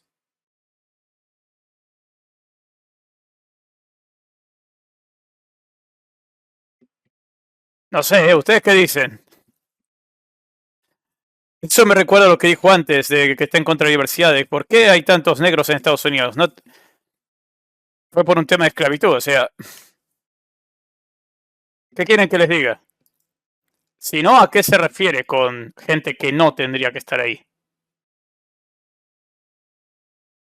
Porque casualmente no está diciendo nada de forma directa. Dice gente que no tendría que estar ahí, gente que habría que preguntarse por qué está ahí. Y, o sea, escuchémoslo de nuevo. Donde también acaba recalando la gente que no tendría por qué estar ahí tampoco, porque nunca nos preguntamos por qué hay gente que está ahí que no debiera estar ahí, gente que no tiene nada que ver con el sitio donde está en ese momento y para Gente que no tiene nada que ver con el sitio en el que está en ese momento. Como por ejemplo, alguien que nació en otro país o en otro continente. Gente que no tiene nada que ver con el sitio que está en ese momento. Sino a qué se refiere gente que no tiene nada que ver con el sitio en el que está en ese momento. y para la cual muchas veces la delincuencia acaba siendo su manera de vivir, etcétera. Pero eso no es normal, que alguien se pueda permitir salirse con la suya en ese sentido, no es normal. Porque la gente, para solucionarlo, la única solución que pide es policía. Para mí no hay muchas otras formas de interpretarlo, no sé, díganme ustedes si me estoy equivocando, pero yo creo que está hablando de eso precisamente. Y más Estado, y más leyes, y más policías, y decenas de millones, de miles de millones de policías. O sea, las ciudades cada vez más grandes, cada vez más policías, cada vez más. Pero no veis que vamos irremediablemente hacia el Estado policial, hacia una especie de dictadura velada, medio estúpida. Lo que tiene que ser es la gente viviendo menos apiñada, en comunidades que se conozcan todos entre ellos bien, que la gente esté armada, bien protegida, bien organizada, tranquila, comerciando, intercambiando, estando tranquilos en sus rollos, sabiendo que es suyo, siendo propietarios de sus casas, de sus terrenos, de los sitios donde ellos cultiven, hagan sus cosas, cultiven o diseñen con impresor 3D. Ok, entonces tenemos que estar en comunidades bien pequeñas y todos armados. De acuerdo. Me da igual, no todo tiene que ser cultivar. Una gente hará comida, y otra gente hará carteras y otra gente hará auriculares, da igual. Se pueden organizar las cosas de muchas maneras, pero no necesariamente 30 millones de personas en una ciudad, como hemos visto en los últimos episodios aquí, y luego un montón de policía para controlar todas esas ovejas y todo eso. No es así hacia donde hay que ir, es lo contrario, es vivir mucho menos apiñados, vivir mucho más conectados, defendernos en la medida de lo posible a nosotros mismos, bien organizados, y no depender en todo momento de que esté papá ahí protegiéndote todo el tiempo y ayudándote y tal. Ay, que me vienen, me roban, voy a llamar a la policía. Cuando lleguen dentro de 15 minutos, que ya me dispararon, me ataron, me dieron una paliza, me robaron todo, le prendieron fuego a la casa, mataron a mi marido, no sé qué, ahora llega la policía. Es así como queremos que se haga. No, no, eso es así, no puede ocurrir. Hay que preguntarse qué pasa con toda esa gente. Bueno, mira. ¿Y cuál es la solución? Que esa señora los cague a tiros a los chorros. Ella tiene que defenderse porque no hay policía. Una pregunta, no hay policía. Obviamente tampoco va a haber milicia. ¿Qué impide que un grupo de 30 hombres armados digan, ¿saben qué? Nosotros mandamos en esta zona. Si alguien tiene un problema, lo cagamos a tiros. Y no puedes contestarme, lo que pasa es que si hacen eso va a haber 40 hombres armados que les hagan frente. De acuerdo, mismo problema. ¿Qué impide que los 40 hombres armados estén gobernando entonces? No hay un número infinito de gente armada que se va a oponer a cada grupo armado y siempre va a haber uno más grande. Si todo el pueblo los tenemos que defender, ¿qué pasa si este pueblo invade y toma el control? Es que esa es una buena pregunta, ¿eh? A lo largo de la humanidad eso era bastante común. La toma de esclavos no es que siempre era, ok, siempre vamos con el que tiene un color de piel distinto y ya. No, tranquilamente podía ser, vos vivís en este pueblo, ellos viven en otro pueblo. Vamos nosotros, los masacramos y los tomamos de esclavos. Y ahora tenemos mano de obra, qué lindo. Y nos quedamos con todo lo que tienen ellos. Literalmente, ¿qué es lo que lo impide?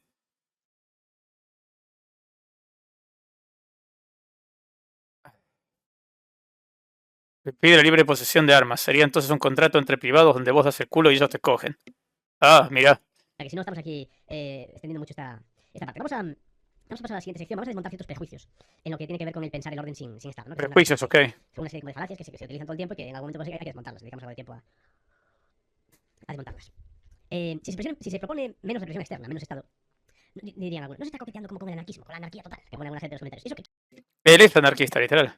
quieres entonces? Anarquía total, pone. No sé qué es anarquía total, no sé si hay alguna anarquía que no sea total, pero bueno, ¿qué quieres? La anarquía total me pone como con mucho miedo, ¿no? Claro, hay gente que tiene miedo, es normal.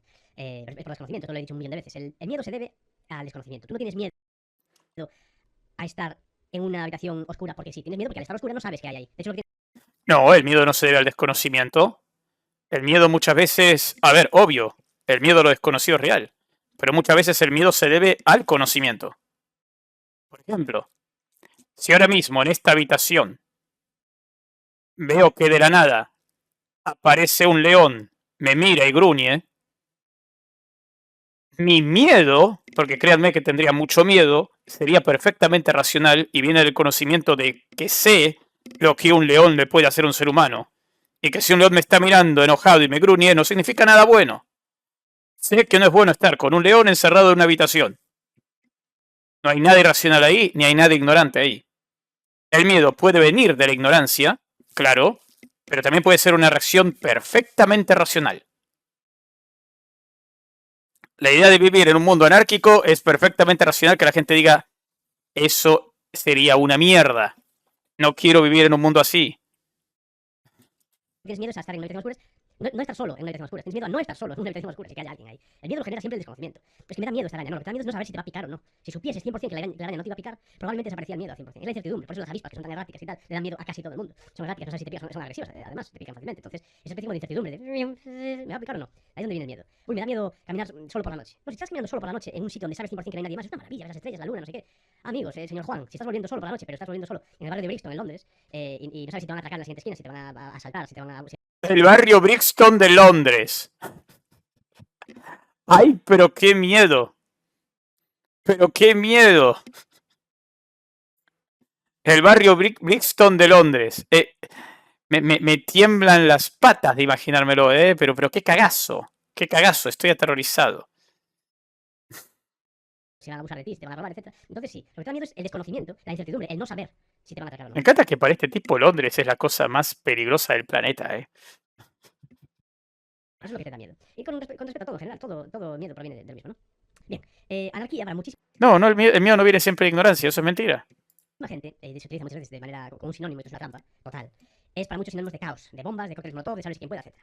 El nombre ha sido mancillado muchísimas veces, ha sido utilizado por auténticos sinvergüenzas, se ha utilizado por otro tipo de sinvergüenzas para calumniar a otras personas. No hay nada en el término de anarquía que indique que algo de eso sea caos. O sea, que no haya una autoridad o necesariamente una estructuración jerárquica de una sociedad, como indica etimológicamente el término de anarquía, que no haya autoridad, que no haya una jerarquía, no quiere decir que sea caos todo eso. De hecho, yo soy de la opinión de que todas las relaciones anárquicas, que son muchísimas, que tenemos hoy en día, en nuestro día a día, son precisamente, tienen una relación precisamente totalmente directa con el orden, no con el caos. En gran medida ya vimos en anarquía, como decíamos, lo que yo hago con lo del autobús, por la razón por la que no me cuelo y tal, no es por una especie de raíles que me indiquen que lo haga de esa Eso no es anarquía. manera y tal, es una especie de elemento moral. Pero que yo decido por mí mismo no hacerlo, esa es la cuestión, hay un componente de voluntariedad, yo lo hago voluntariamente, esta es la cuestión. Yo decido voluntariamente cumplir esas cosas. Esto tiene que ver también con la virtud. Se cuestionaba, esto es un término para hoy, pero bueno, se cuestionaba en algunas reflexiones y debates, digamos, de corte moral o religioso moral en los pasados siglos, si el prohibir legalmente, por ley, con represión estatal, prohibir los pecados, era buena cosa o no. Porque si está prohibido, pasas a no hacer esas cosas por miedo a que te metan en la cárcel, en lugar de no hacerlas por virtud, por ser buena persona. No, yo es que elijo no ser infiel a mi esposa porque si no me meten en la cárcel. Sin embargo, si no haces una ley sobre eso, el que decida no ser adúltero, no ponerle los cuernos a la mujer, lo hará por virtud. Entonces, en el momento en el que lo prohíbes, estás dificultando incluso la capacidad de esas personas para saber si lo están haciendo por miedo o lo están haciendo por ser buenas personas, por virtud, por miedo a la coerción, digamos. Es decir, que los pecados no deberían estar prohibidos realmente. Debería estar permitido pecar y hacer las cosas mal precisamente para elegir no hacerlo. Permitido en el sentido de que no te peguen un tiro, no te aniquile el Estado, lo que sea, eso ya sabes a eso me refiero, permitido. Precisamente para que esté permitido, digamos, materialmente, precisamente para que esté prohibido. ¿A qué te referís? Los pecados deberían estar permitidos. Si te referís a que la ley no debería hacer que algo sea ilegal, porque lo dice la Biblia o algún texto religioso, estamos todos de acuerdo. Por eso se supone que el Estado tiene que ser laico, tiene que haber una separación entre la Iglesia y el Estado para que, por ejemplo, no te puedan apedrear por trabajar en el sábado. De acuerdo. Ahora, si estás hablando desde un punto de vista religioso, Los pecados son una ofensa a Dios y están prohibidos dentro de la religión. ¿Qué le pasa a un pecador, gente? A alguien que vive toda su vida en pecado hasta el día de su muerte. ¿Hay algún castigo para el hombre que vivió toda su vida en pecado sin parar? Yo tengo entendido que sí, ¿eh?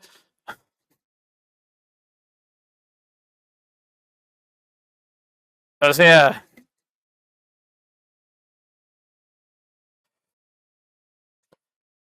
Pido psicológicamente para uno mismo y que uno mismo elija no hacerlo, perdón. Bien, como señalaba Enrico Malatesta, que se menciona a veces en estos círculos y tal, hay una falsificación interesada que equipara, digamos, el sin gobierno o sin autoridad o sin jerarquía y tal a sin orden. Eso es falso. Esto lo pide muy bien también en la primera parte del libro, en la primera parte de su libro. sí, el castigo es que cuando te morís te vas a ir a un sitio que es igualito a Londres.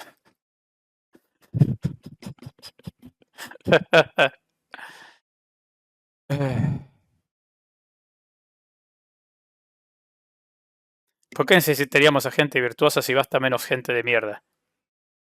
Es que, a ver, buen punto, no podemos conseguir que haya gente que sea menos mierda y vos querés que todos seamos virtuosos, es como... Sí, obviamente es bueno que la gente sea virtuosa, venga. Pero ¿qué de toda la gente que es un pedazo de mierda?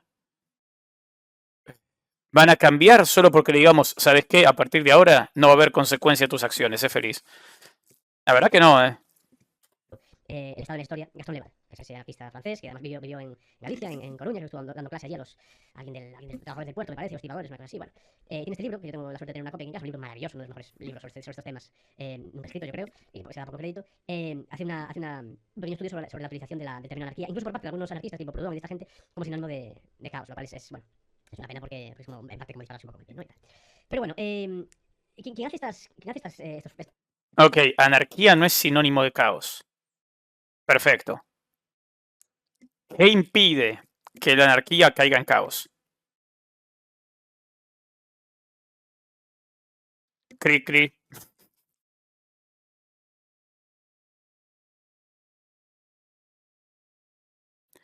Eh,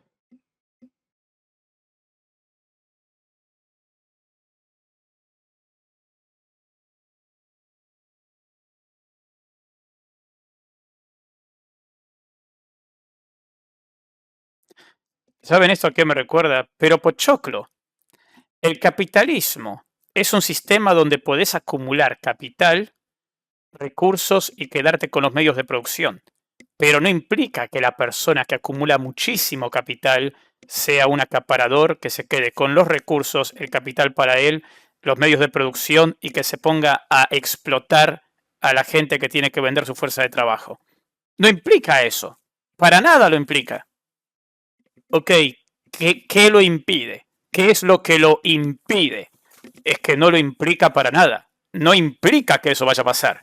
Entiendo que no implica. ¿Qué es lo que impide que eso pase? No lo implica, Pochoclo. No lo implica. ¡Ándate a la mierda! ¡Ándate a la mierda! Nuestros fallos, sino quien utiliza esto de manera torticera, a propósito, es el que tiene interés en mantener el statu quo, lógicamente. Quiere pintar todas las alternativas en las que desaparece el poder que ellos tienen, quiere pintarlas como un desastre impracticable. Esto es una falacia, es mentira y es imposible de probar. O sea, no es así. Es una cosa que se sacan del cuento y que la mayor parte de las personas con miedo, como decía antes, compran. Es imposible de probar porque literalmente nunca hubo ninguna sociedad que sea anárquica. ¿Ok? Como mucho podés mostrarme algunos puntos de la historia donde en determinadas zonas había anarquía de cierto tipo y que duraron poco.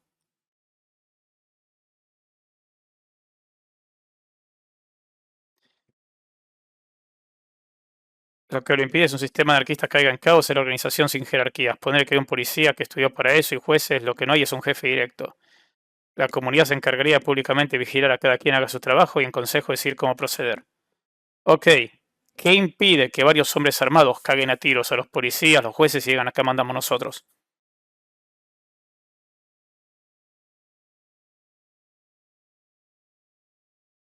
De nuevo, no hay Estado, ¿eh? Y estamos hablando de comunidades pequeñas y que se hacen caso de invasión también.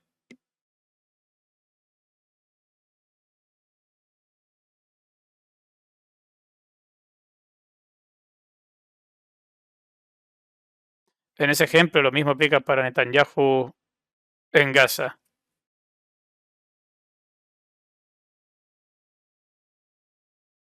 No entiendo muy bien tu punto. A ver, ahí sería un Estado igual atacando a otra gente, pero tranquilamente podría ser una organización criminal que haga lo mismo. No veo nada que lo detendría.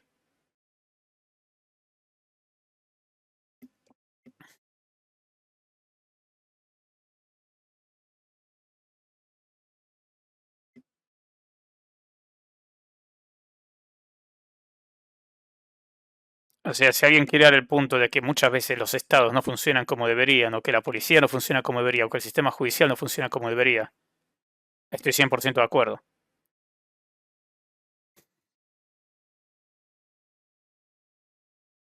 Pero creo que literalmente que sin un estado es mucho más fácil que todo se vaya a la mierda.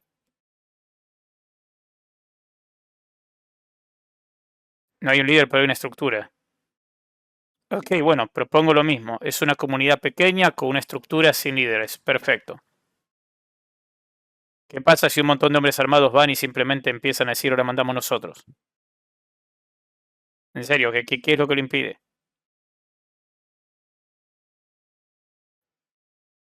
Aún si puedes impedir que surja de forma local, porque ya la comunidad está bien armada y todo el mundo está bien vigilante, ¿qué impide que una fuerza externa vaya y joda?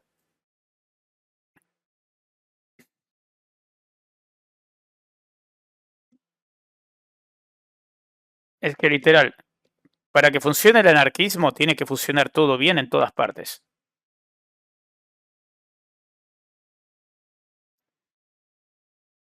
Lo mismo pasa en cualquier estado de México con el narco, no hay estado que pueda impedir eso.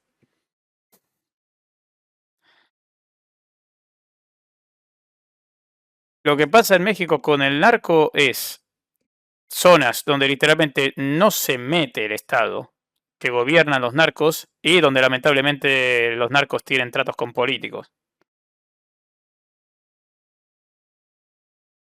Pero por más lamentable que es eso, no pasa en toda Latinoamérica que aparece el cartel y te gobierna la zona y nadie puede hacer nada.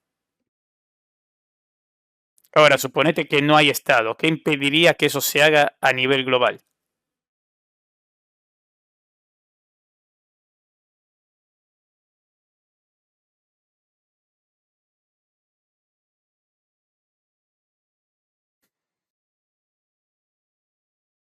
El fallo es que tu ejemplo es muy extremo. Si te pongo que la anarquía no es lo que dice este tipo, es porque no lo es.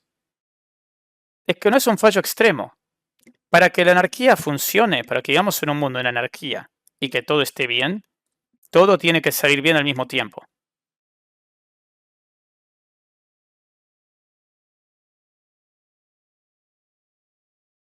¿Y cómo impides que tu comunidad crezca? Eventualmente la gente tendrá más hijos que en otra comunidad también. O sea, primero que nada, asumamos que todos nos dividimos en pequeñas comunidades que están organizadas sin una estructura jerárquica y que en el proceso todo salió bien y ya esas comunidades están estables. Que de nuevo, no sé cómo pasó eso, veo muy difícil, somos más de 8.000 millones de personas, que todos nos dividamos en pequeñas comunidades y que estemos en esas comunidades viviendo de forma armónica, sin ningún tipo de estructura jerárquica y ya todo está bien. Ok, supongamos que ya estamos en ese punto. Supongamos que estamos en ese punto. Ya llegamos al punto en el que estamos todos viviendo en anarquía y estamos felices. Ok, ¿qué es lo que impide que una de esas comunidades que tiene un particular número de gente más grande, que tiene más armas, diga, ¿saben qué? Empecemos a asimilar a estos. Ahora este pueblito de personas que tienen 50, nosotros somos 500. Ahora ellos trabajan para nosotros. Hey, ahora ven a este otro grupo y así, y que se vaya expandiendo. ¿Qué es lo que lo impide?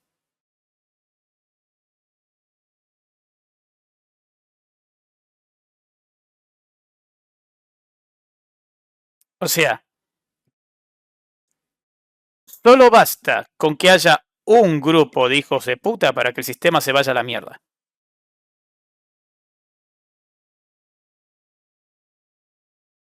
En lugar de tener anarquía, vas a eventualmente terminás con algo como básicamente Genghis Khan expandiendo su imperio.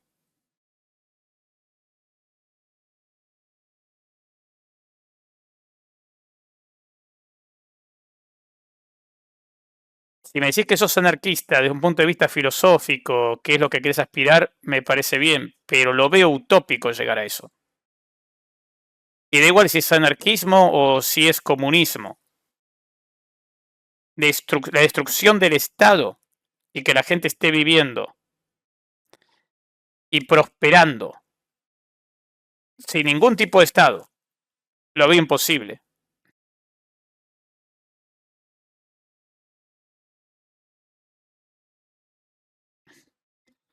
El primer paso es la educación total en la anarquía. Ok, bueno, sí, pero es que, a ver, eso es literalmente lo mismo que con el comunismo, que cuando surja el nuevo tipo de hombre, cuando se refiere al nuevo tipo de hombre, incluye a las mujeres, ¿no? Obviamente, pero habla del surgimiento de un nuevo tipo de hombre que puede vivir en un mundo comunista sin el Estado. De acuerdo. Pero precisamente por eso digo que es utopía.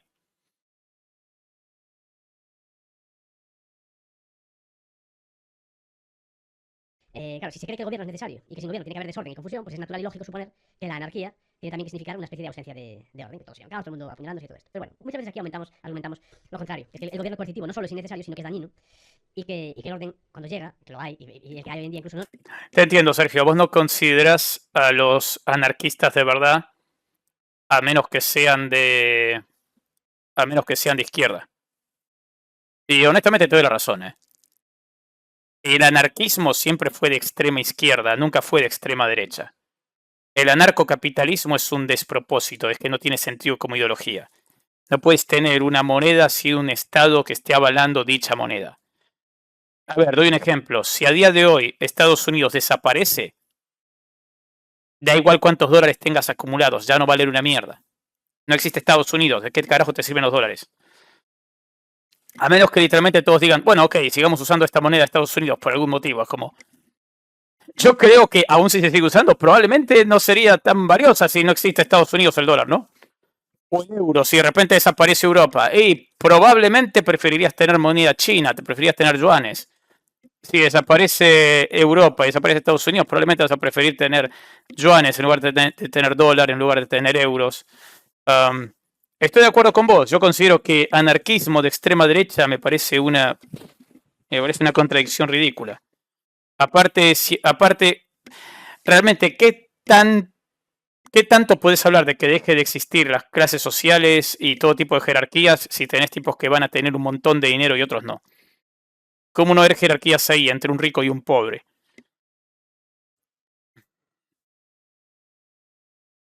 O sea, es imposible. No quiero jerarquías, pero sí quiero que haya patrón, empleador y que haya rico y que haya pobre. Se supone que un anarquista de verdad debería estar en contra de todo tipo de jerarquías. El anarcocapitalismo no tiene sentido.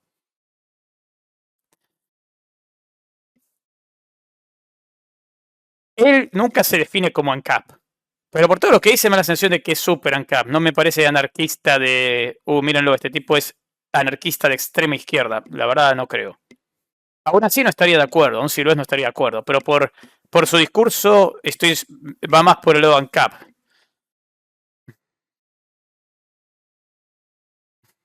No llega gracias a ellos, sino que llega a pesar de ellos. In spite of, que se dice en inglés. In spite of them. Llega a pesar de ellos, de lo que ellos hacen, a pesar de esas leyes y de esas distorsiones que ellos generan en el sistema. ¿Es esto una utopía ilusa o tal, o es una realidad posible? O una posible realidad, o una posibilidad real.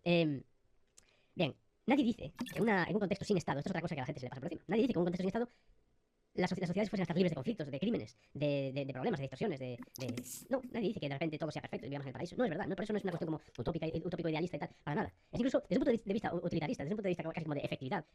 Pueden mejorar mucho las cosas, pero seguirán habiendo problemas, lógicamente. Y hay que ser honestos y admitirlo. Normal. Cuando alguien promete que dejaría de haber problemas al 100%, ahí es donde uno tiene que preocuparse, lógicamente. Pero nadie está diciendo eso, al menos. De acuerdo. Va a seguir habiendo crímenes. Pero acabas de cargarte a la policía y a las cárceles. ¿Qué hacemos entonces?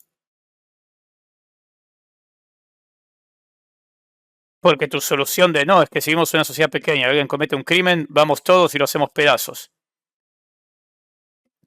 Ok, ¿qué pasa si no quiero pena de muerte para todo? ¿O qué pasa si no me siento tan cómodo con una turba furiosa? ¿Cómo dictaminamos la culpabilidad también? Ante cualquier denuncia de ladrón, abusador, asesino, ya vamos y matamos a alguien por las dudas. Ah, no, pero Pochoclo, deberíamos tener una serie de investigadores que investiguen qué es lo que ocurrió, recolecten todo tipo de evidencias y luego alguna especie de sistema donde se haga algo similar a un juicio para determinar la culpabilidad de la persona. Ah, ok, o sea que eres policía y sistema judicial.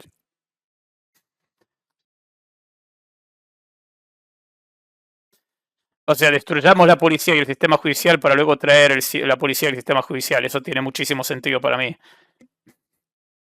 Aquí en este contexto. Entonces, el punto no es negar la posibilidad de conductas antisociales, sino ver, digamos, cómo se manejarían esas inevitables distorsiones, inevitables broncas, sin necesidad de que haya un aparato centralista represor con la capacidad de reprimir a esas personas, como si fuese una especie de padre. Niños, no os peleéis, a ver, y tal. No tiene por qué haber eso, somos mayorcitos, deberíamos serlo. Y hay un componente voluntario que falta, ¿no? O sea, lo que hay que estudiar son las formas de organización Sí, ya somos mayorcitos, pero siguen existiendo delincuentes. ¿Qué hacemos entonces, amigo? social voluntaria, tanto para seguridad como para justicia como para todo. Bien. Massive changes are coming to the world of Ragnarok Online Prime. Meet the Infinity. David Weber, lo mencionamos muchas veces, antropólogo y activista, también de corte anarquista. Sí, a lo mejor lo que quiere es que le cambiemos el nombre a todo, que todo siga igual, pero que se llame de manera diferente. Claro, para ser justos, él no propuso eso. Él lo que sí propuso es lo de ir a buscar al tipo de avarios y lo de los pedacitos y alimentar a los cerdos. ¿Y cómo hacemos que esos no sean corruptos? Les damos una tesis de por qué es mejor vivir en virtud. Así de simple. Solía señalar que en nuestra vida cotidiana ya practicamos la anarquía muchas veces sin darnos cuenta, lo que mencionaba yo antes, ¿no? Lo que decía antes del autobús, cuando participamos voluntariamente en algún proyecto, cuando nos acordamos de los vecinos, cuando limpiamos el portal o la calle o le ayudamos a alguien. Hay muchas acciones que hacemos en el día a día que no tienen nada que ver con las leyes ni con la represión ni nada de eso. Y estamos nosotros ahí generando un orden de mutuo acuerdo, totalmente voluntario, sin necesidad de un jefe ni de tener la policía encima ni nada de eso. La mayor parte de nuestra vida ya funciona de una manera anárquica y eso está bien, aunque la gente cree que es lo contrario. Es decir, nosotros cooperamos, nos autorregulamos constantemente de una manera totalmente natural y orgánica. No es caos lo que viene en ausencia de Estado. Al revés, es muchísimo más orden. Pero esto solo unos pocos son capaces de... Muchísimo más orden en ausencia de Estado. Ok. ¿Me puedes dar un ejemplo, por favor? Porque eso suena a Rousseau y al salvaje noble. Dame un ejemplo, que había muchísimo más orden en ausencia del Estado. Porque aún los aspectos de tu vida que no están regulados por el Estado, vos lo haces dentro del marco de que estás viviendo en una sociedad. Vos sabés que hay leyes, sabés que existe la policía, sabés que existe un sistema judicial.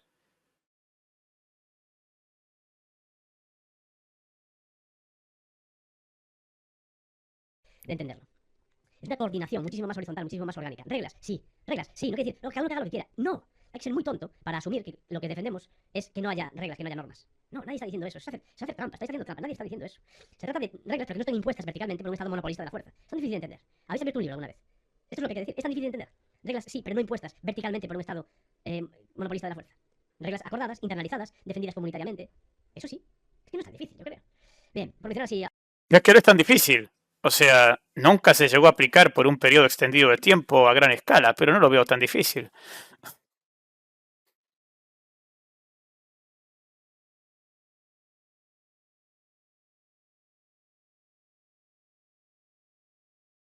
algunos otros mainstream, tenemos a Noam Chomsky, por ejemplo, que también se declara, bueno, a Chomsky hay que cogerlo con pinzas, porque la gente lo idealiza mucho y tal, hay con pues, el famosísimo vídeo con Foucault hablando, bla, bla, luego todos sus libros tiene ese de cómo funciona el mundo, que vendría que el pelo, ¿no? Para entender el mundo y tal, pero también hay cosas que coge con pinzas y tal, pero bueno, en todo caso, pues pone en tela de juicio toda la autoridad, digamos, no justificada, aunque es verdad que Chomsky, a la hora de la verdad, siempre pone el acento solo en lo que tiene que ver con las relaciones, digamos, salariales o de patrón-trabajador, etcétera, y cuando la aprietas un poquito siempre se pone del lado O sea, donde importa. del Estado realmente, y de los gobiernos, y pidiendo a los gobiernos como que vayan detrás de los empresarios y tal, lo cual para mí no está bien. O sea, yo creo que hay que arrancar el problema de raíz. Ya os he explicado muchas veces cuál es el problema de raíz para mí. El que tiene la capacidad de ejercer violencia, que tiene las armas, los ejércitos, la policía, los jueces, etc. Pero bueno, ya, hay cosas interesantes. Bien. Pero venga, voy a acelerar un poquito porque no quiero pasarme mucho de la hora y tengo todavía varias secciones por aquí. Te vas a pasar de la hora igual. Quiero hoy mencionar un poquito por encima, aunque sea, la justicia restaurativa, la justicia comunitaria y que el hecho de que las sanciones pasen por reparar y no por castigar necesariamente, porque muchas veces que... ¿Saben? Esto me recuerda a un profesor en la facultad que se ponía a decir literalmente la pelotudez que dijo el tipo ese. Creo, no me acuerdo qué carrera era, Sociedad de Estado, no, era política. Bueno, me da igual, supongan que fuera Sociedad de Estado. El tipo decía, fíjense, nosotros estamos acá tranquilos y no hay policía ahora mismo. ¿Por qué no se puede hacer esto en una sociedad, Y yo pensaba, ¿vos te pensás que si no fueras mi profesor te estaría tratando igual? O sea, vos estás diciéndolo desde una estructura jerárquica, chabón. Vos sos el profesor, yo soy el alumno. Estamos ahora mismo dentro de una institución. Y encima estamos dentro de una institución que está dentro de Argentina, que es un país que tiene leyes y que tiene policías. ¿De qué estás hablando?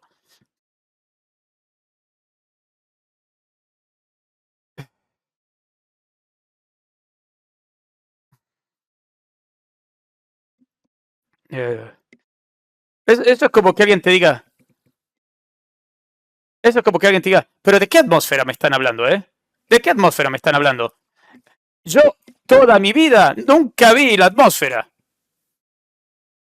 ¿Qué es la atmósfera? ¿Qué hay, Yo no siento ningún tipo de atmósfera. ¿Qué es la atmósfera? En serio, O sea, literalmente, como nació toda su vida dentro de un sistema, es incapaz de reconocer que existe. Porque como lo ve, como lo más natural del mundo, él ni siquiera entiende que está dentro de un sistema.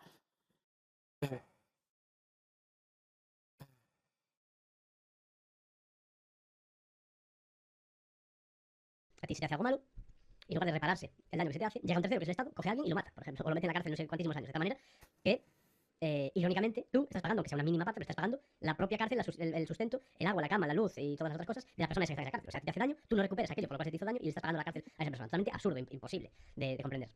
Bien, entonces ahora estuvimos hablando de autocontrol y de... No es imposible de comprender. Estamos de acuerdo con que existan cárceles porque preferimos que el Estado tenga que gastar dinero en mantener las cárceles a tener a todos los criminales sueltos en la sociedad. De nuevo, a menos que propongas pena de muerte para todo crimen, necesitas que haya algo como eso. contra, digamos, versus control externo, ¿no? ¿Qué pasa cuando falla la prevención? Primero hay que centrarse en la prevención, os hablaba antes, pero yo creo que una sociedad avanzada, educada, una sociedad como la que mencionamos muchas veces, como podría ser lo más parecido que tenemos muchas veces Suiza, sitios tipo Luxemburgo, bueno, hay muchos entornos por ahí en distintas regiones de países europeos que funcionan de manera similar, pero bueno, queremos una sociedad, digamos, Una sociedad como Suiza, que no solo que tiene un estado presente, tiene un estado de bienestar, donde tiene un estado bastante grande, dicho sea de paso. Ok. Qué buen ejemplo. Qué buen ejemplo. Me gusta si ese tipo lo metemos en extremo, especialmente su último video, ¿qué opinaría? El video donde Rodri hablaba de prácticamente crucificar gente, que estaba a favor de las ejecuciones y la tortura. Pulta. Queremos una sociedad bien organizada en grupos más bien pequeños, una sociedad armada y pacífica. Parece suena irónico, ¿no? No, es así como tiene que ser. Armada y por tanto pacífica. Armada y por ello pacífica. Bien. Entonces, la pregunta es: ¿estamos castigando? ¿Estamos reparando? ¿Debería hacerse con coerción estatal? ¿Debería hacerse con participación de la comunidad que ha sufrido el daño X, el que sea? Entonces aquí entran en juego esos términos que mencioné, ¿no? La justicia restaurativa, la justicia comunitaria, que ofrecen pues, pistas interesantes. La justicia restaurativa es una, bueno, al menos denominada así, es una corriente interesante, relativamente nueva, que no sé si viene de los 70 o algo así, que lo que propone es cambiar un poco el foco, ¿no? O sea, en lugar de ver los delitos como una especie de ofensa contra el Estado y sus leyes, que muchas veces como se toma, es que esta persona infringió la ley. Bueno, ya, pero ¿quién es la ley? O sea, si hizo algo malo tendrá que ser contra alguien, no contra algo de manera abstracta. Sino verlo contra, si hay un delito tiene que ser contra personas y elementos de relaciones personales, no contra, no es que infringió la ley, no sé qué tal. No, pero no es la ley de nada, hay que saber que se infringió algo contra alguien. Porque entonces es cuando empiezan a salir los famosos crímenes sin víctimas, que critico muchas veces. No es que se fumó un porro, entonces infringió la ley, no sé qué, pero espera, ¿a quién hizo daño con eso? Bueno, a nadie, pero es que aparece en la ley que no puede hacer eso. Bueno, pero si no hizo daño a nadie, ¿por qué hay que pagarle a la policía la parte del sueldo de policía para que vaya allí a detener a un tío o a una tía que se fumó un... O sea, ¿pero qué tiene que ver eso? O sea, si no hay víctima, entonces vienen los... Ok, a ver, yo creo que en Argentina es legal. O a lo mejor simplemente a nadie le importa y listo. Creo que es legal, aunque podría ser el caso de que no es legal, pero literalmente nadie hace nada porque a todo el mundo le chupa un huevo. Pero creo que es legal, o sea, yo veo gente fumando porro por la calle. Ahora, no me gusta ese ejemplo porque vos podés decir, ¿cuál es el problema si un tipo quiere fumar un porro? Ok, venga, de acuerdo, el tipo, él puede fumar porro, de acuerdo. Sería lo mismo que el tipo se esté inyectando algo.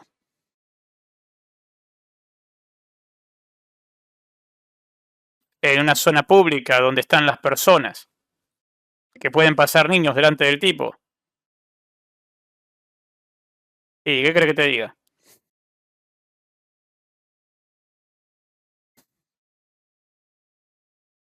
¿Qué crees que te diga? Para mí no todo es lo mismo tampoco. O le indica, ¿y cómo se va a inyectar un porro? Exacto, también existe daños indirectos. Es lo que dije la otra vez, no existe tal cosa como un drogadicto que solamente sea un problema para sí mismo y que no afecte a su entorno. No existe algo así. Eso es algo completamente falso, es irreal.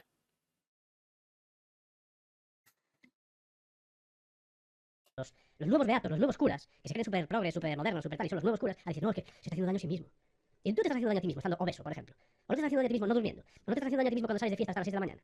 Que de todas estas cosas, alguien como yo, o cualquier persona que esté escuchando, podemos ser culpables de eso. Habrá gente que me esté escuchando que tenga obesidad, habrá gente que me esté escuchando que haya fumado 15 años para que te mal como yo, que lo he hecho durante muchísimos años, habrá gente que me esté escuchando ahora mismo que haya salido de fiesta. Es que el mundo no termina en vos.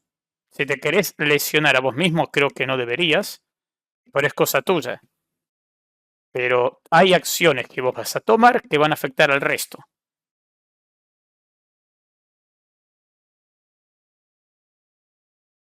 Cuando habla el Estado te pone la dictadura más aberrante y cuando habla la gente te pone el crimen más inofensivo posible. Sí, literal.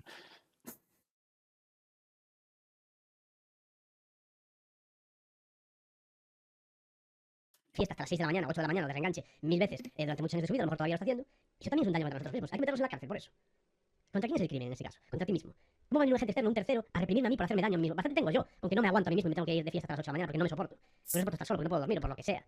¿Sabes? Pero esta especie de componente como post-religioso, de sacralizar, como se quiere sacralizar como el cuerpo y tienes que cuidarte. Yo, a ver. ¿En qué país vivís que te impiden irte de fiesta hasta las 8 de la mañana si querés? Eres español, en España no te meten preso por ir de fiesta. A menos que las cosas hayan cambiado mucho en los últimos 4 o 3 meses en España, que es de cuando es este video.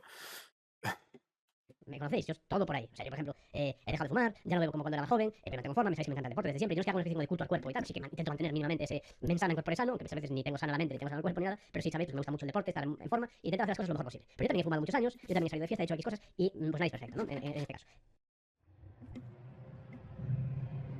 La selva de cemento. La selva de cemento.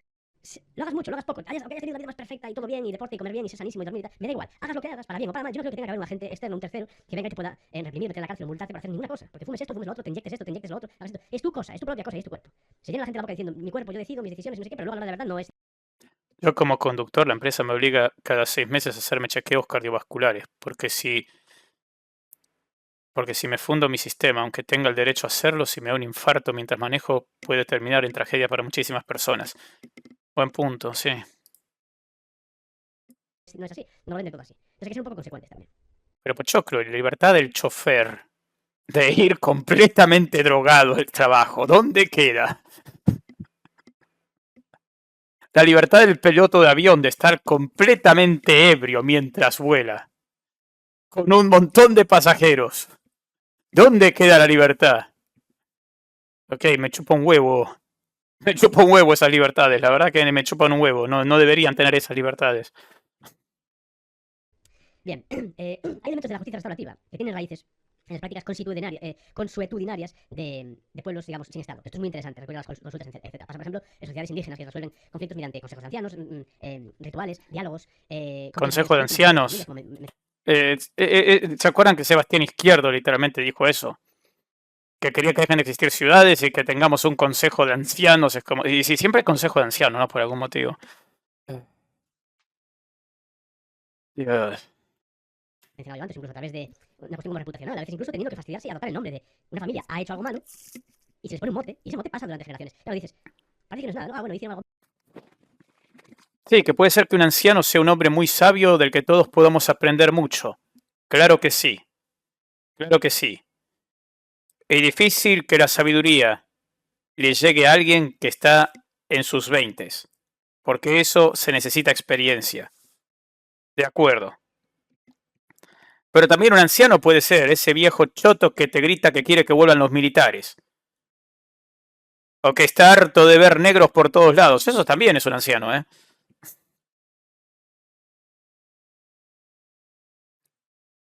La edad es condición necesaria, pero no suficiente para la sabiduría.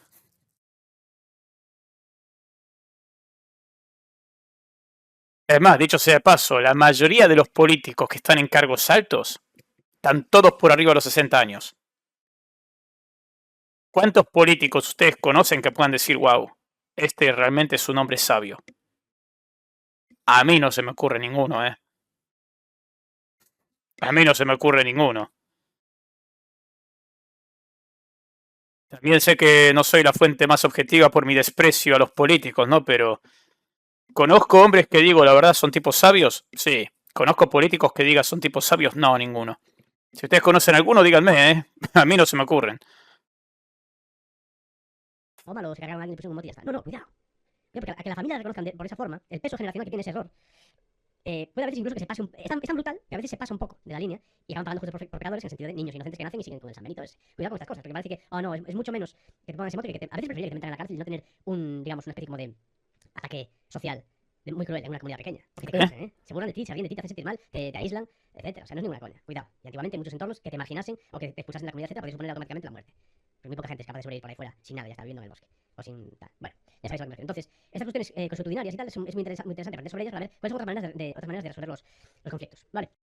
Exilio. Ok. En lugar de cárcel, tenemos pena de muerte, exilio y convertir a la persona en un paria completo de la sociedad, al punto que su supervivencia se vuelva muy difícil. Esas son las alternativas a la cárcel. Ok.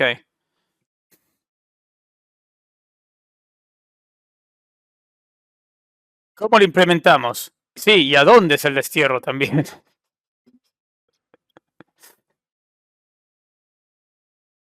A la isla de los monstruos. Estás pensando aguas internacionales. Los tirás ahí, en medio del agua. Destierro.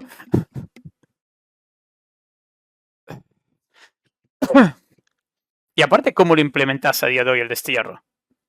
¿Qué vas a hacer? Pequeñas comunidades con muros y un sistema de vigilancia todo el tiempo para que nadie pueda entrar. Es como... Destierran a Londres, es el lugar más peligroso del mundo, sí. Son distintas metodologías. Claro, luego tenemos la justicia comunitaria, como se practica actualmente incluso en algunos lugares, ¿no? Y a mayores pues, como concepto teórico. Son sistemas de justicia locales, normalmente autónomos, frecuentemente basados en costumbres tradicionales y en asambleas vecinales, etcétera. Todo lo que me gusta, básicamente, como sabéis, porque es una cuestión que es local, de grupos de personas más pequeños, no un juez. ¿A tu hijo le gusta dibujar? Puede convertirse en un verdadero animador. Solo esta semana estamos ofreciendo una clase gratuita en línea. Que nació en Toledo, que resulta que está en el juzgado número 7 de la audiencia de no sé dónde, que no me conoce de nada y tal, ni conoce a la otra persona, ni nada, ni a lo mejor ni siquiera conoce digamos, el tipo de relaciones que tenemos en mi barrio, o en mi pueblo, o en mi calle, o el tipo de cosas que tenemos con los vecinos. Pasó un policía por allí, me vio hacer una cosa que a lo mejor en mi comunidad es totalmente normal, actuó de oficio y me lleva ante ese juez, que no me conoce de nada. ¿Es eso justo? No, no es justo. Esta cosa de justicia como aséptica. Esta gente sueña con tener una especie como de justicia por inteligencia artificial. Y que hay unos baremos, 7, 4, calculando, culpable. 7,3 años de cárcel, no sé qué, ¿no? 7 años y tantos meses de cárcel. No. Oh, por Dios, un sistema de justicia basado en una buena inteligencia artificial creo que sería mejor que lo que tenemos en la inmensa mayoría de nuestros países. Si funciona, no me opongo, ¿eh? Y ahora, es en serio, es lo que dijeron antes en el chat. Siempre con respecto a los delitos, da la cosa más inocente del mundo. Es como, no, yo hice algo que en mi comunidad no hay ningún problema. Es como, no sé, suponete que vive en una zona rural y es muy común que la gente vaya caminando y que tenga un machete. Y de repente un policía lo vio y dice, oh Dios mío, este hombre tiene un machete, debe ser un criminal peligroso, y lo mete preso. Y entonces lo juzga un juez que es de una gran ciudad que no tiene ni la más puta idea de que en esa zona es bastante común que la gente ande con un machete y lo meten preso. De acuerdo, eso sería una aberración. ¿Puede pasar errores como ese? La verdad creo que se trata de tomar medidas para que no pasen errores como ese, pero imagino que pasan errores como ese. De acuerdo. Ahora, ¿qué pasa si vos literalmente tenías un machete ensangrentado porque mataste a alguien y entonces el policía te detiene? ¿Está mal eso? ¿O habría que esperar que la sociedad diga, ¿sabes qué? Esta es la última vez que matas a un montón de gente. Te desterramos a Londres. Entonces, No, ¿qué dices? No puede ser. ¿Por qué os mola tanto eso? ¿Quién va a establecer esas reglas, esos baremos, esas tablas? ¿Quién escribe esa tabla de la ley? ¿No os dais cuenta de que quien hace la ley hace la trampa? Y que quien diseña esa especie de tablas o de formas de reprimir a la gente. Bueno, dicho sea de paso, si en tu comunidad es, por ejemplo, normal que todo el mundo camine por la calle con machete, difícil que el policía que está ahí no sepa eso, ¿eh? Solo digo, sería rarísimo. El policía casi seguro que va a ser un miembro de la comunidad y aun si no lo es, obviamente va a ver el lugar donde está parado. Ese es el primer día de un policía extranjero que no entiende las costumbres de nadie y justo te agarró vos porque sos la primera persona que vio. Ok, venga. Y ningún otro policía lo corrigió en todo el proceso. lo controla absolutamente todo. Y que no vais a salir ganando de ahí, ni muchísimo menos. Pero bueno, digo que no pueda pasar, pero ¿qué tan común es? A mí me encantaría una especie de IA y tal. Hay una película española, no es muy buena de decirlo, lo siento, o sea, no es una basura, pero no es la mejor película que vais a ver en vuestra vida, pero hay una película sobre esto, sobre cómo la inteligencia artificial, una especie como de programa, juez del futuro. Creo que está en Netflix o por ahí, no me acuerdo del nombre. Una parte de ella está grabada en Coruña, a lo mejor poniendo algo de eso, como que está grabada en parte en La Coruña, sí, parte está grabada en La Coruña, parte está grabada en... Ay, no me acuerdo dónde era. Bueno, película española sobre justicia con inteligencia artificial, la tenéis por ahí. Pues tocan estos temas. Para mucha de esta gente es un sueño húmedo tener esa especie de justicia. Bien, entonces, la idea central de este episodio, si las comunidades se dotan de fuertes mecanismos internos, locales, internos, de regulación, bien sean de corte moral, de corte cultural, de corte tradicional, de corte de justicia, digamos, participativa, como decíamos antes, constitucionaria, la necesidad de una coerción externa centralizada disminuye enormemente. Este es el tema central. La justicia restaurativa y comunitaria es un ejemplo perfecto de esto, en lo que sería una especie de plano jurídico alternativo, ¿no? En lugar de eso, de un policía a cada esquina y todo esto y tal, y las cárceles llenas de personas por traficar con una planta o lo que sea, lo que hay es otras maneras de resolver las cosas, como las que hemos mencionado antes. Pero la gente siempre es más mano dura, pide mano dura. Mano dura tú tendrías que tener. Y si alguien entra en tu casa, sin tu permiso le dices que no entre y entra, que le puedas pegar un tiro. Claro que sí, eso estamos lógicamente todos a favor de eso, lógicamente. Oye, no entres en mi casa o te disparo. Entra en tu casa, te dispara, porque es tu casa, es tu propiedad y tienes derecho a estar ahí tranquilo y que no te entre nadie a molestar, a robar, a agredirte o a hacer algo mal. Esa es la máxima tranquilidad. Ahora que diga, no, es que entonces habría disparos en todo momento. Pero ¿cómo va a haber disparos en todo momento? ¿Qué dices? ¿Acaso ves tú a todas las personas entrando en casa de otras personas todo el tiempo? Es algo que ocurra todo el tiempo, que hay alguien que entre por la ventana de otra persona. Sí.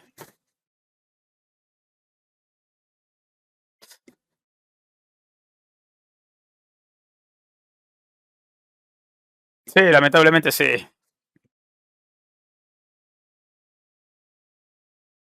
No sé, ¿hay alguno de nuestros países donde pase un día en que no roban a nadie, que no se meten en la casa de nadie? Ah, claro, yo sí creo que tenés derecho a defenderte. Si alguien se mete en tu casa, tenés derecho a cagarlo a tiros, en mi opinión. Así el tipo entró a robar y esté desarmado. Vos no sabés si está desarmado, no sabés si está solo. Pero sí, vos tenés derecho a defenderte. O deberías tener derecho a defenderte, por lo menos. Pero sí, vivimos en países más peligrosos que Inglaterra, ¿eh? ¿Por qué dices que habría muchos disparos y que ocurriría todo el tiempo? ¿Qué tipo de estupidez estás diciendo? ¿Qué falacia es esa? ¿Por qué dices que ocurriría todo el tiempo? ¿Cuántas personas ves entrando por las ventanas de otras personas? Ocurre mucho eso. Bueno, pues si ocurre menos, si ocurre poco ahora, imagínate cuánto ocurriría si la persona que va a entrar por esa ventana supiese que al otro lado le está esperando un arma. Es absurdo decir que ocurriría mucho. No ocurriría mucho. ¿Quién te dijo eso? ¿Quién se sacó eso de la chistera? Ok, pero ¿y esa misma lógica no te parece que se aplica a vos? Si a día de hoy ocurre, ¿cuánto más ocurriría si no existiera ni la policía ni las cárceles? ¿Por qué no lo aplicás a lo que estás diciendo? ¿Qué pasa con las armas? ¿Qué pasa con el caso de Suiza, por ejemplo? Ya está bien de engañar a la gente, de meterle miedo. Son ideas asustaviejas todo el tiempo. Se trata de asustar a la gente, de tener a la gente con miedo. Ay, ocurrirían cosas malas. Estaría todo mucho peor que ahora. Ay, no, a mí que no me quiten. Ay. Siempre mientras tú estás con esa visión totalmente, digamos, conservadora o con esa intención como de... No conservadora en el sentido sociológico, que eso nada en contra de eso, sino conservadora de preservar el statu quo, esa cuestión de preservar lo que hay ahora mismo. Esta gente en el poder sigue avanzando, quitándote, prohibido, más prohibido. Coge un periódico. Al final de este episodio, abrid un periódico, abrid los principales periódicos en España. Abrid El País, El Mundo, el ABC, el Diario.es, el periódico de Cataluña, La Razón, el no sé qué, todos estos. Y mirad la cantidad de noticias que hay que que son de prohibiciones, de problemas que tienen que ver con regulaciones estatales, de, por supuesto, toda la corrupción que tiene que ver con que los políticos, a través de esas leyes que han creado, generan muchos incentivos para, a través de las prebendas de ellos mismos y de los favores que ellos hacen, ganar dinero y ganar, sobre todo, poder utilizándolas y todas estas cuestiones que están saliendo ahora, ¿no? De corrupción y todo esto. Fijaos, esas leyes lo que hacen es empeorarlo todo. Créeme, a mí no tenés que convencerme que los políticos son una mierda. Pero lo que yo creo que hay que hacer es arreglar el sistema, no decir, ah, bueno, listo, no funciona. Saquémoslo. Imagínate que tenés un auto que anda mal y todos estamos de acuerdo que ese auto no anda mal. ¿Qué es lo racional? ¿Tirar el auto a la basura o arreglarlo? No vas a caminar más rápido porque ahora no tenés un auto.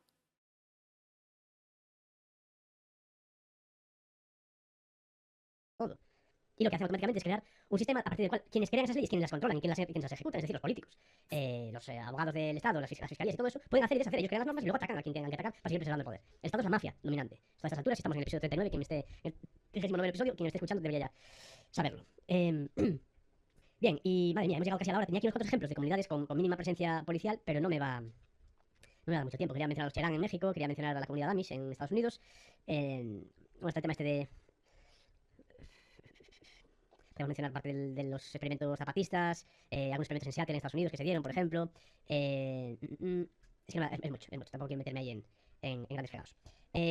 Bien, ¿puedo hablar un poquito más de estas voces contemporáneas como formas de organización? Sí, vale, os voy a hablar ahora de estos personajillos. Pero antes voy a hacer un pequeño inciso. Cuando toco todos estos temas como los que habéis escuchado, Asumo que lo que él hizo es un directo, ¿no? ¿Está demasiado apurado o algo? Porque está siempre fijándose en el tiempo. Si quiere hablar de más cosas, puede simplemente editar el video, sacar cosas que le parece que no son tan importantes, no sé.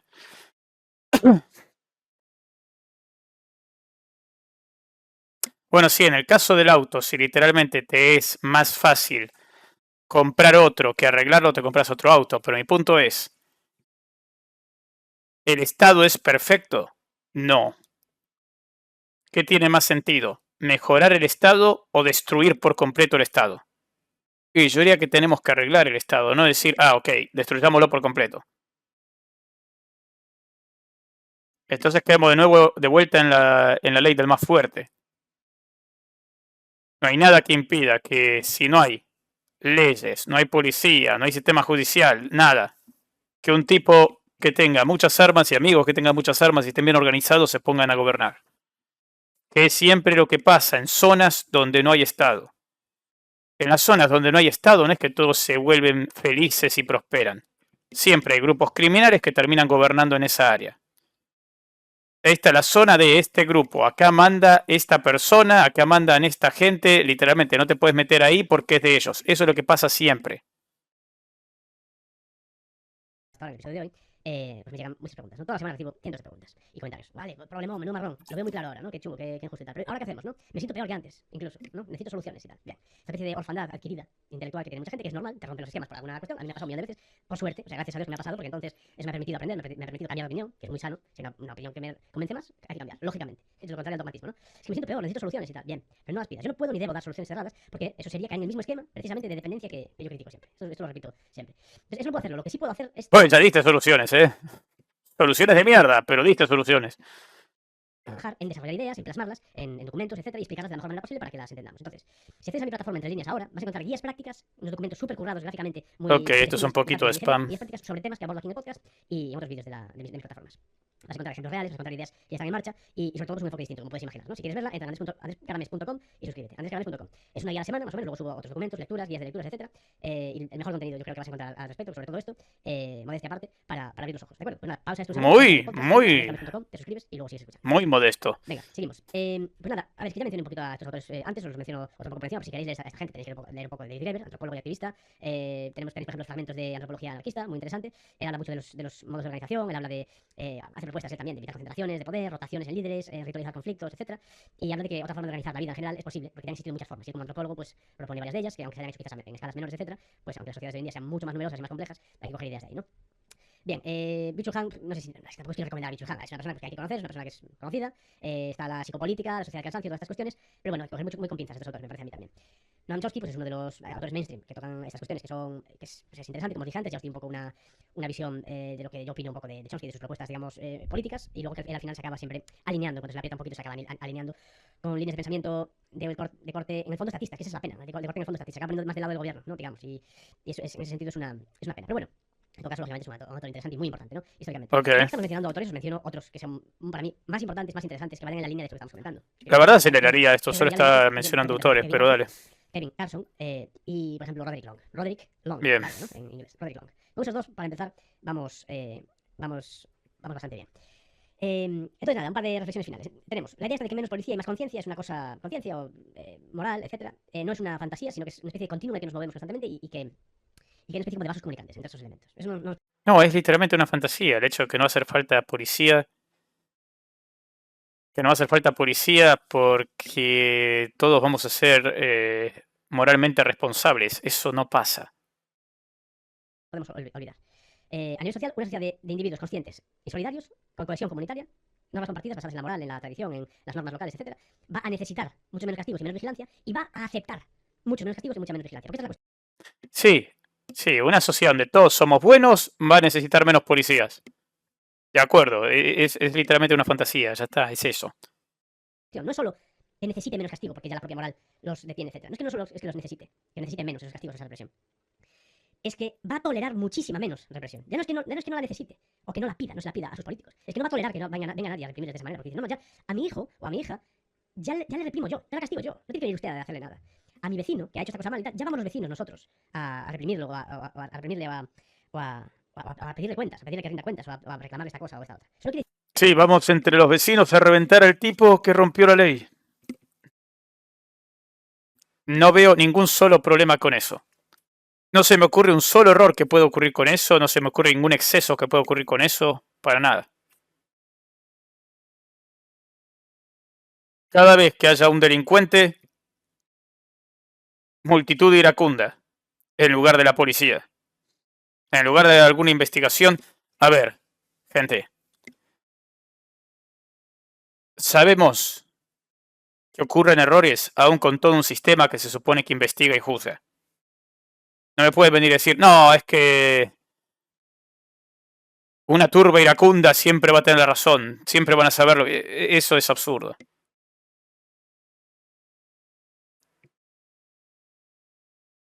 decir que no tenga que haber nada de justicia en ningún sitio, ni de policía, ni de orden. No, si sabéis que yo, si es una cosa voluntaria, como si se designa un alcalde voluntariamente en un sitio y tal, que no tenga capacidad, digamos, que no tenga capacidad de ejercer arbitrariamente, pues, de requisar cosas, de robar, como pueden hacer ahora, ¿no? De cambiar el precio de la tierra, por ejemplo, de la noche a la mañana, con una firma, todas esas cosas, ¿no? Inaceptables. Pero digo que la gente se organiza como quiera. La gente siempre dice, entonces, que, a ver, que no había policía. ¿Por qué no había policía? No sé dónde está el problema. Vives en una población de lo que sea, aunque sea de 6.000 personas, y quieres pagarle unos cuantos guardias para que mantengan el orden, que haya algún problema, o alguien le dé un brote psicótico, haya que reducirlo, o atarlo, o ayudarle, o no sé, o investigar alguna cosa y tal, pues sea. Ahí está, policía privada. Venga. Perfecto, hablado como todo un ANCAP. Policía privada. Yo no veo ningún problema con que haya policía privada, ¿eh? No se me ocurre qué puede salir mal. Para nada. Para nada. Policía privada. ¿Pero qué puede pasar ahí? Que literalmente trabajen para un tipo, que es el que tiene toda la plata, o el que tiene la mayoría. No, que va. Es un problema cuando la policía toma sobornos, obviamente. Ahora imaginémonos que no hay policías que toman sobornos. No, literalmente toda la policía son todos empleados de un tipo. No se me ocurre que puede salir mal con eso. Ningún problema. Ningún problema. ¿A alguno de ustedes se les ocurre algún problema con la policía privada? Ciertamente a mí no. Pero ¿qué puede pasar con policía privada? Nada. Nada. ¿Qué hace? Porque, o sea, yo he visto muchas veces centros comerciales, aquí cerca donde vivo yo, que a lo mejor hay ahí, en un día regular, a lo mejor hay 9.000 personas y hay 5 o 6 guardias de seguridad y mantienen orden en aquel sitio perfectamente. Oye, es que hay una trifulca muy grande y tal. Bueno, sí, a lo mejor hay que llamar al del pueblo de al lado, oye, te pago, lo que sea, vienes y... Sí, pero es un centro comercial. 9.000 personas y si a lo mejor con 5 guardias estás bien. Y a lo mejor con un guardia estás bien. Y lo pones en la puerta y ya. Chabón, que entren 9.000 personas en un día en un centro comercial no es una sociedad el centro comercial.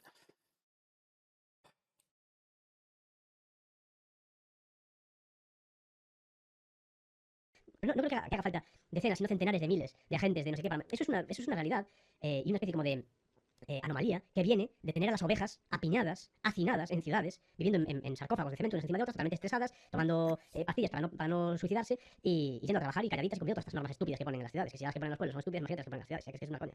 No, es que ponte el casco para ir en la bicicleta o te multo. Pero tú me dices que me conoces, payaso. ¿Va a afectar en algo a alguien? Que si yo me caigo, lleve el casco o no. Voy a hacer más o menos daño a alguien si yo choco con... ¿Por qué es esto de multarme si no me pongo yo mi propio casco? Y viene el listo de turno y dice, no, es que, claro, te caes y si no llevas casco te haces daño y ahí tienes que ir al hospital. Y si el hospital lo pagamos todos. Y yo digo, si te estoy diciendo que no tienen que haber esos hospitales que los paguemos todos. O sea, primero... Ah, claro, claro. Y no tiene que haber salud pública. Si vos te caes y te rompes la cabeza,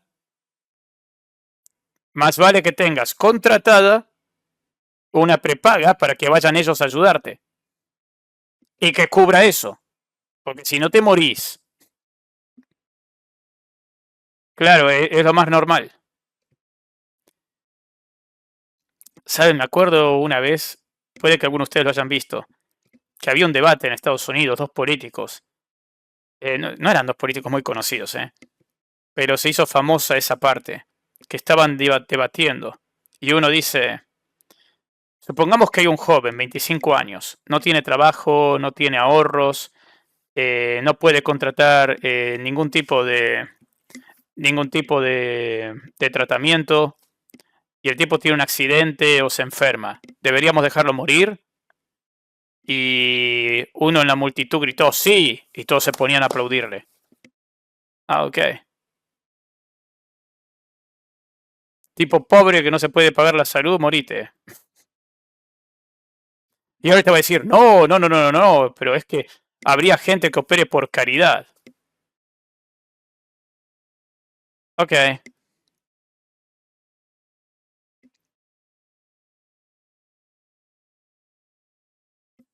Me encanta eso.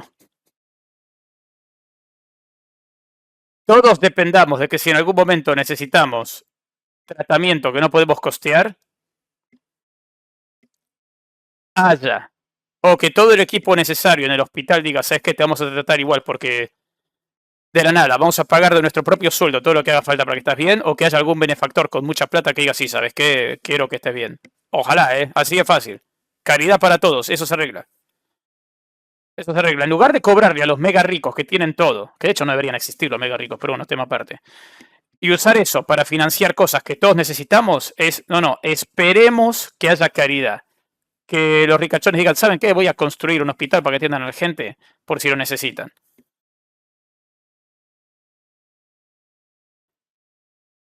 Estos tipos creen que el mundo está lleno de Bruce Wayne. Sí.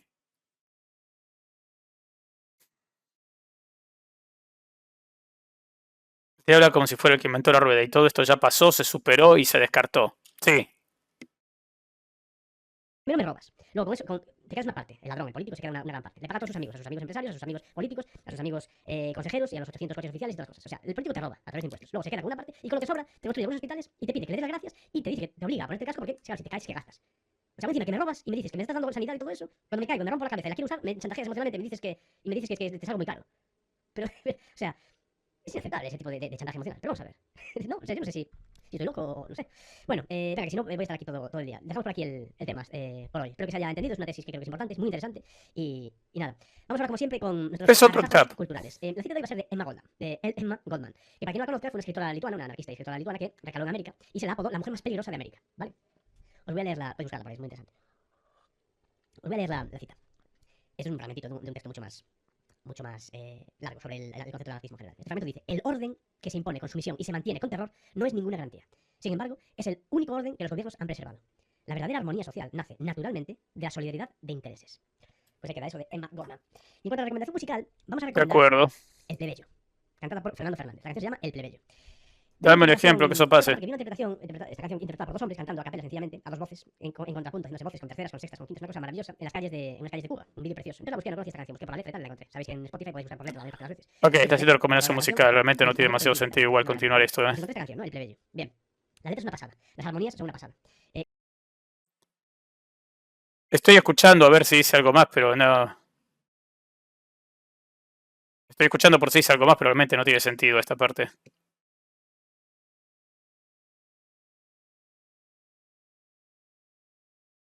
A ver.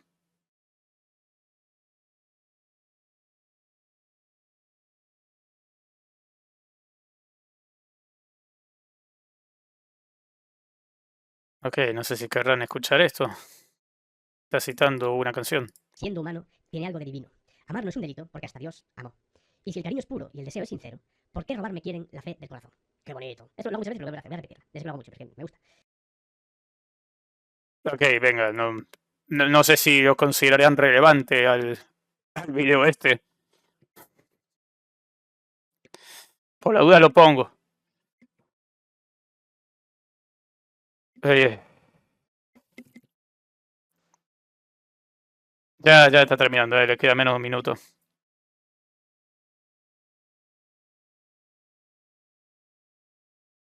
Ahora está haciendo spam a su plataforma. Que está bien, es su canal, tiene derecho.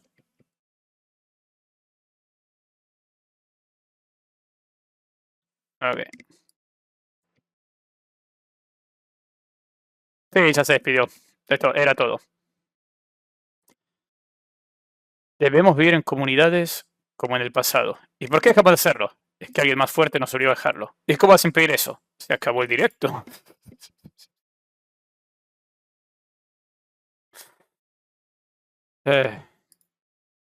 Sí, a ver, ¿cómo digo? Es una ANCAP. Es una ANCAP, ya, eso es todo, es una ANCAP. Ya, en cuanto te hablan de la policía privada, es como sí, no se me ocurre nada malo que pueda surgir con la policía privada, amigo. Nada. Nada. ¿A alguno de ustedes se les ocurre algo malo con la policía privada? A nadie se le ocurre nada malo con la policía privada, gente. A nadie. A nadie, absolutamente a nadie. Pero en fin, habiendo dicho esto, gente, si les gustó este video, no se olviden de darle me gusta y comentar. Suscríbanse si quieren ver más videos como este en el futuro. Y si quieren pueden suscribirse a mi otro canal, Pochoclo en 3D, donde reacciono estos videos en vivo y donde ustedes pueden mandar videos para que reaccione. Y si quieren apoyarme, el enlace a mi Patreon está en la descripción. Nos vemos.